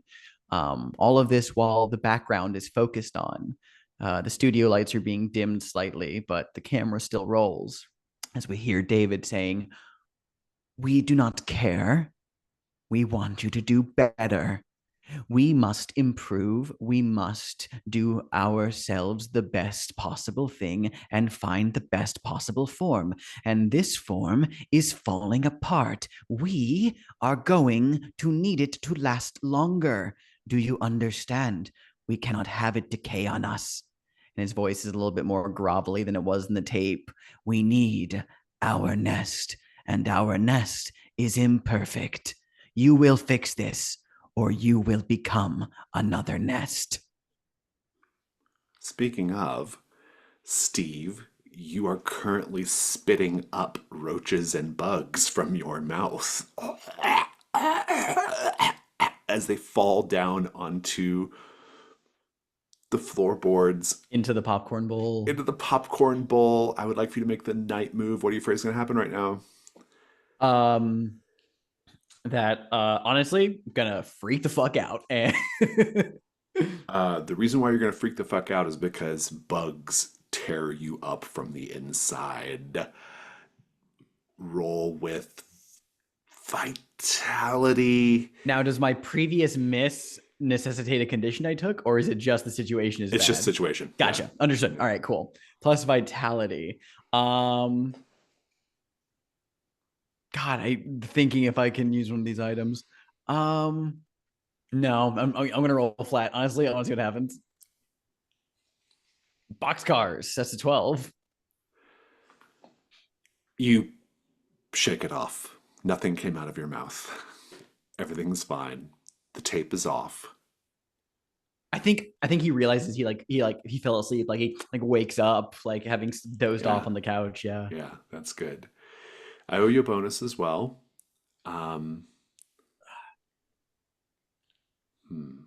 What's the bonus going to be? The bonus I'm going to give you, since you got a 12 plus, is okay, this would be cool. I'm going to actually let you have a clue for 18 Escondido Street. You see as you wake up something you didn't notice before. It's sitting on the coffee table. It's a phone number, hastily scrawled. It's your clue for now. You can give it context whenever you get ready to answer the question. Let's wrap up with Michael and Katie. You both are keeping it together. Was there a bug? Was this a shared hallucination? I think there was a bug because I think if Michael goes very gingerly, picks it up and just it like takes like a napkin Chuck and then says, "Oh my God, I'm so sorry." just closes it in and just like I'll take this outside. He's like, "Oh, I'm sure it's just natural part of the job. it is. It really is. I don't know how that happened. He probably just crawled into my clothes. I mean, it's the desert. At least it wasn't a scorpion, right?" Mhm. Yeah, I And think like Michael opens window and just like chucks it outside. yeah, exactly. Yeah, that's good. I think That could- Katie just sort of gingerly pushes the spaghetti away. That's the conclusion of the night phase. Everyone, let's define a TV Odyssey clue. What is in the tape that we think might be a clue about what happened to TV Odyssey? I mean, we have to go with what Alex threw in there. That The was nest thing. that was so nasty. Yeah. Yeah.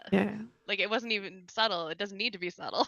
Was That that, was great. so the clue is like the idea of we have to build a nest, or what was it you said, Alex? It was just like David Tilbert was being like, "We need a nest. Our nest is imperfect." I was implying that the bugs that were coming out of David are actually controlling David. Yeah, Yeah. yeah, oh Uh, yeah, yeah, yeah, yeah, yeah, yeah. yeah. So like he was an S, and that they were basically like, bug people. Yeah. But Bug That's a possessed. great clue. Note that somewhere on Mhm. the character keeper, Mhm. this idea of the nest is imperfect or something like Mhm, that. mhm. Yeah, yeah, I'll make the comments under TV Odyssey. yeah, that sounds good. And then that concludes our night phase. Let's go ahead and go over to the dawn. Let's answer dawn questions. So, Michael, did you get a signal from the other side? You're the only one who's unlocked that so far. I think so, with like Michael trying to fade into the background, as well as like the sort of like Oh yeah, hmm creepy Carly stuff that yeah, I'm happened. into that. Did you share a good memory from your childhood? No, Did you cut loose for once? absolutely not. Very well. You get 1 XP. Actually, do you think that your flashback was a good memory from childhood? Yes, I think so. Like The that, I think introduction? that Yeah, would, yeah, yeah. yeah, I Good. forgot about that. Steve, did you cut loose for once? I don't know if I did.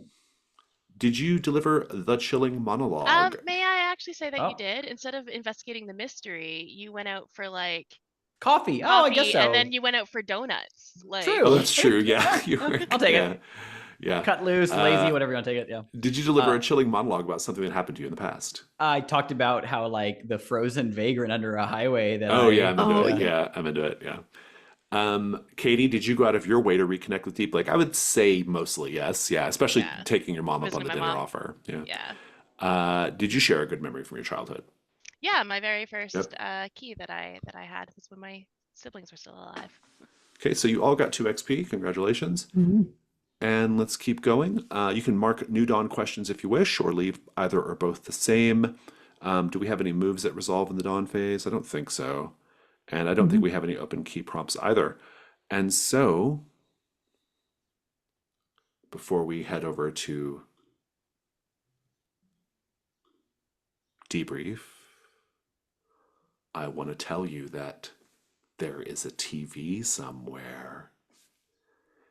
It's an old cathode ray tube TV, boxy and heavy, on one of those gray media carts like the teacher used to roll into the classroom on movie day. Except this is no classroom, and we're not here to watch Charlotte's Web for the 3rd time. This TV is in the desert, the blasted landscape where gods, old gods, made war on each other. The TV blinks to life. On the screen is a man so big he fills the flickering frame. He's wearing a creamy yellow suit, a cowboy hat, and a bolo tie shaped like the sun. He's looming over a table that is comically small in front of his vastness. Tarot cards are spread across it. He looks at the camera and speaks. It might surprise you to learn that I am an enthusiast of the tarot. The first card in the tarot in the major arcana is the Fool. The Fool depicts a young man, blind to the realities of the world, stepping off a precipice. The Fool is said to augur a new beginning in life, a new journey, and importantly on the need to trust the hidden forces of the universe to guide you on your way. I do wonder what will happen to these new fools, these beautiful fools, who have traveled all the way back to the enchanted land of their youth in search of the truth. What will happen now that they have stepped off the precipice? Will the universe set them down gently, or will they simply plummet into oblivion? The TV turns off, leaving a hot white dot in the center of the screen. And we are going to Stars and Wishes. And also, I'm going to talk a little bit more about Skinny Jeans Edition as well. First session of Skinny Jeans Edition is not too different from the first session of a normal play, except the introduction of characters is different, and obviously the TV Odyssey tapes work slightly differently. But yeah, stars. Just we can also keep Stars and Wishes just to the session, which I thought was quite good. It was a really fun session. I really like these characters a lot already, and very excited to see where it goes. Those are my high level stars. I might have more to say in a minute. Yeah, I'm liking this idea of sort of a shorter form of public access. I like, as a person who I don't really play a lot of really long campaigns. I think the only one I really play is our trophy one. Generally speaking, I play shorter ones. So this is like something that I'm really interested in, especially for running games, because I don't have the focus to run a long game. So I'm excited to see what comes of this. For Chaotic, the Michael being the only one to go to the house is just very on brand for what I get about Michael. It's also very on brand for Chaotic in this group. Like it just was chef's gifts, just perfect. I also really liked the that you turn the first key in the game. I feel like that's really appropriate for how Michael seems to be portrayed compared to Katie and Steve. It just seems right that Michael is the one taking the first step into the weirdness, especially since you're the one that took the first step into the house. And I also really liked when you the sound was happening and you can know Michael was not wanting to go through the door, and there was really no reason for him to go through the door except the TV show he would go through the door, and you perfectly encapsulated that moment where you're like, I don't want to, but I feel like I have to. And I really liked that a lot. um Alex, when you were describing the deflated pool thingies, like literally got a little chill. There's just something about that really, it was so bleak and sad, that I really appreciated. Big star for the epic bootlicking with the cop. That was that was very good.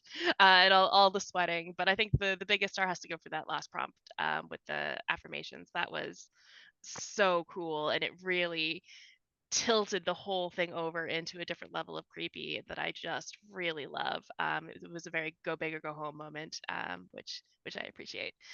Jason, the always a big star for the sights and the sounds when you're describing Deep Lake as a place. Like, you really have such a connection and understanding of what this place looks like and feels like and smells like, and you get that across really well. um I loved when you said you look like you're from a family of cops, because wow, that's an insult. What a mean thing to say. And I really like the alluding to other mysteries, like bringing in characters from other mysteries and places from other mysteries, because it does make everything feel so much more connected, and it feels like little Easter eggs that we're going to get for later things if we continue to play this. So yeah, big stars for everyone. I'm excited for more.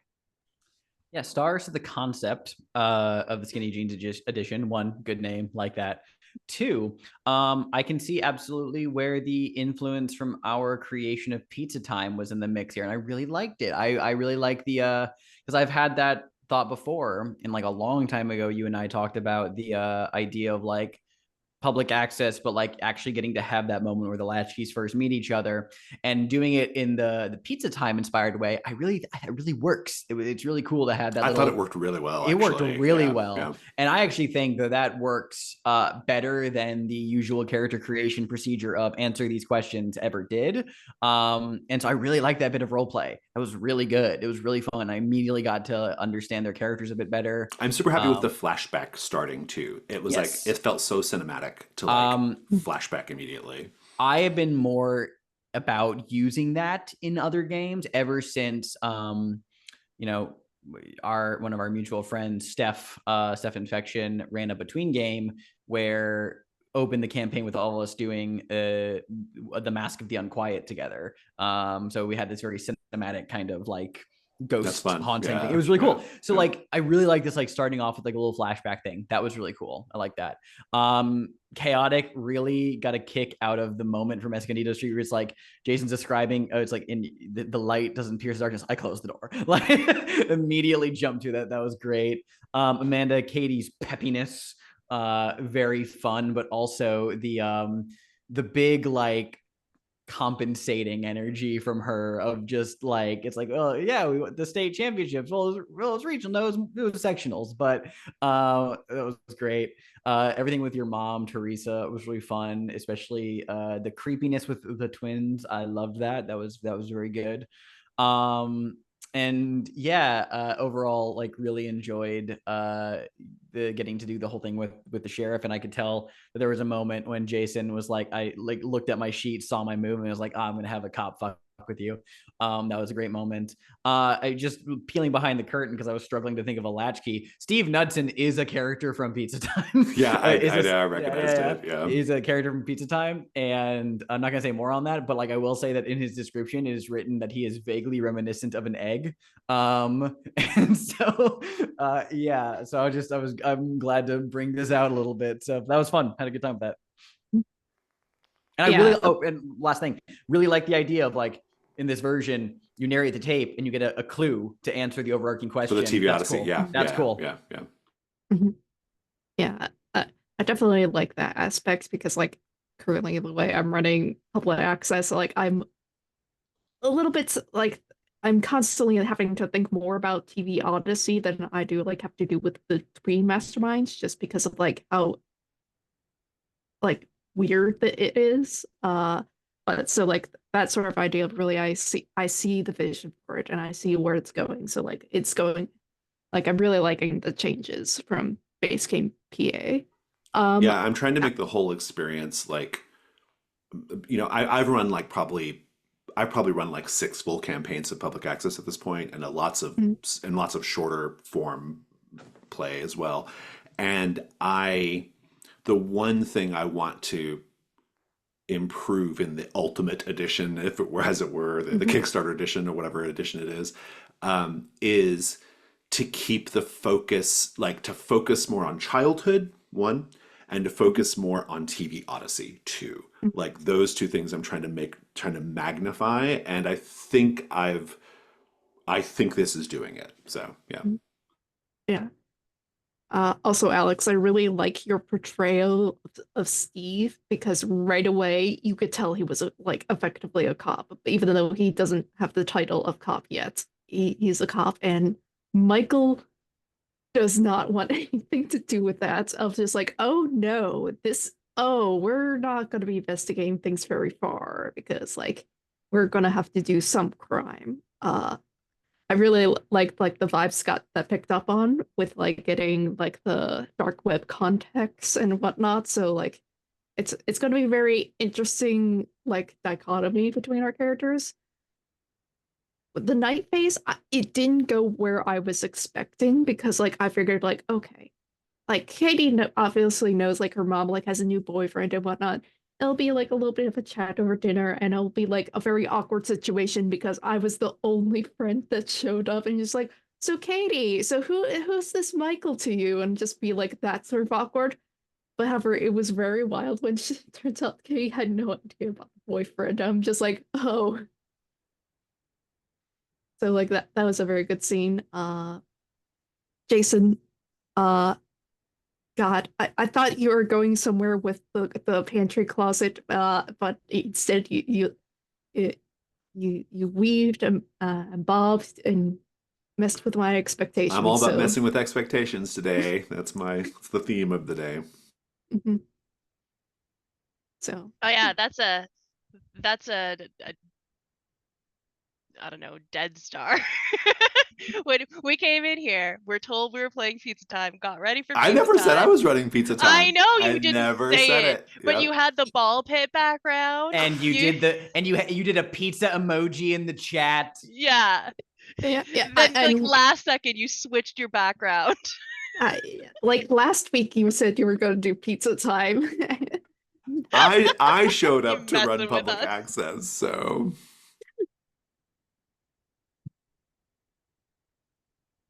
I have other stars. I actually really enjoyed this. It was a really fun session, and I I like the changes that I'm making. I love the because I want to because I want to accomplish a couple things. Like this Skinny Jeans edition, which is not there's never going to be an edition of the game called Skinny Jeans edition, just to be clear. But I'm trying some things out, and I do think that this is like reflective of what the ultimate form of public access is going to be. And I really want to like put more pressure on the latchkeys. I want to put more pressure on the latchkeys. I want to make the campaign just a little shorter, and I want to keep the focus on childhood and TV Odyssey. And I feel like I'm accomplishing that. I also, though, have this sort of secondary thing of like, I want to also create space for the lost transmissions, which is the new mystery type. And so by making the main campaign shorter, I can also create some space for that as well. So if there are groups that want to go a little bit longer, they can do it via the lost transmissions and not like this sort of slightly too long TV Odyssey campaign, right? So I'm really happy with that. I have made some other changes as well. The nostalgic move works differently in this edition. The total number of tapes that one watches to get to the final to the finale, those all the threshold numbers of tapes are different. Answering a question is different. Now on a 12 plus, you get the answer to the question is also a TV Odyssey clue. So when you're answering the questions, you can also like get more information about TV Odyssey. So I'm trying to like solve these like little kind of lingering like design holes with public access, which to be clear is a great game on its own. Like it works fine, it's perfectly fine. There's nothing wrong with it, but this feels like closer to like my vision for the game, like what I want the game to be. And so I'm really excited happy for with it. tying in TV Odyssey with TV Odyssey's getting like looped in. I I gotta that. say, Yeah. having played through a full campaign of public access that you ran worked completely fine. There's something about like this that really does it for me because I mean, like more so than anything with Brindlewood Bay or the Between, or even the Siltverse is like this town. You have this core mystery of like what the fuck happened to TV Odyssey. And if anything, in original public access, it definitely felt like it kind of became like this backseat issue. It becomes a background. But now having it be similar to what we're doing with Pizza Time, having it be like there is this kind of like question of what happened to TV Odyssey that's available in the background at all times that you can just begin accruing clues for. So I kind of like the idea of like, oh, well, what if you answer that early? Or what if you answer it like, That is the part I haven't settled on yet. The thing is like, when can you answer it? Yeah, when can you answer it? I have not settled on that yet, but I'm thinking it's probably still going to be like just at a particular moment when you can answer it. Probably my thinking now is the total number of tapes is going to be 6 instead of 10. It'll be layer 2 with 2 tapes, layer 3 with 3 tapes instead of 5, and then you still do 4 and 5 for Great Hungers, and then you have Night of the Bone Wolves, and then Night of the Bone Wolves at 6, and then wrap up the mysteries and go straight to TV Odyssey. Wrap up whatever outstanding mysteries there are, answer that first TV Odyssey question, and go to the end game. Like that's what I want. Yeah, because what I've discovered in running the other campaigns is you do the Night of the Bone Wolves, and that little bit after Night of the Bone Wolves before you get to TV Odyssey lasts a little too long. Like that needs to be hemmed in. And so I'm basically eliminating it and saying that like you just wrap up whatever mysteries you're working on, and then TV Odyssey is there. So what do you think that'll do to convergence? Well, that's the thing. There will have to be some changes made to some of these other mysteries. Like a couple of the mysteries will have to be changed a little bit because they operate under a certain assumption. But Honestly, it's a pretty easy change. It's a pretty easy change. Yeah. If I off the cuff immediately, the thing that strikes to me is just like that mystery start condition can truly just be like introduced after any harrowing experience. That I don't think it's going to have to be like. I don't think it'll have to be gated again anymore. It's gated insofar only as like you have to introduce it after something in the fiction makes sense for there to be a reason that they can like go like de-stress. Also, one thing, every time you hit a new layer of TV Odyssey, there's always a stinger now. to transition between Perfect. layers, there's always a stinger. Good. And at the top of a new layer, you also mark the key of the child. So you're Becomes a fucking countdown. Holy Yeah, it's a shit. countdown. Yeah, the pressure to like solve the fucking TV Odyssey thing, like, and watch tapes and get it done. Like, This is I know not to like take this too much over, but like, and this is basically becoming an episode of the Dark Threshold right now. This ties into something that we were talking about in the Discord recently about how like backing down from night moves and my Yes. perception of like Right. of like treating them as like almost like bargains of like, okay, well you can back down if you do this. In a game that someone else ran for, I think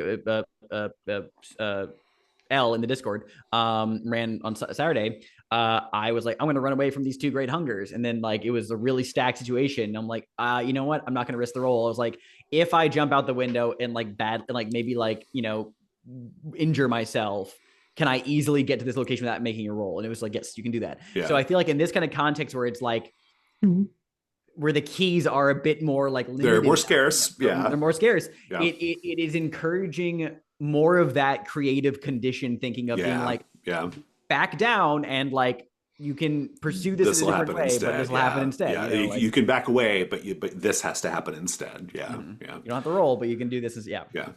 I'm excited. I think this feels like it's, the more I think about it, it feels more like what I truly want public access to be, you know? And I think that's why I'm really happy that we don't go straight to Kickstarter. Like, we let a game live for a little bit in a form before we can make it its best form, you know? And so I'm really happy with it. But Stars and Wishes just for the session, though, you all did great. This was really fun. I love all three of these characters. They're really, really good. I hope we see Wes next time and have a new character, and that'll be fun. We'll give that character a flashback to introduce them as well, and it'll be just the same.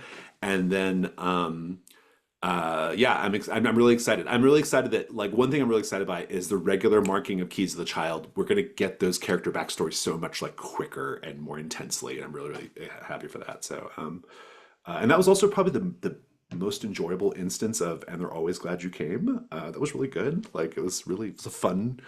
It was unexpected, but it felt like the beginning of the horror movie. So I'm here for it. It was really good. Yeah. I don't think I have anything else, though. Thanks for being flexible, everyone, and coming on this little journey with me. I know I sort of pulled the rug out from under you, but I knew you'd have fun, so I wasn't worried about it. I don't think I have anything else, though. Anything else before we go? All right, I'm gonna wave goodbye, and we'll see y'all next time.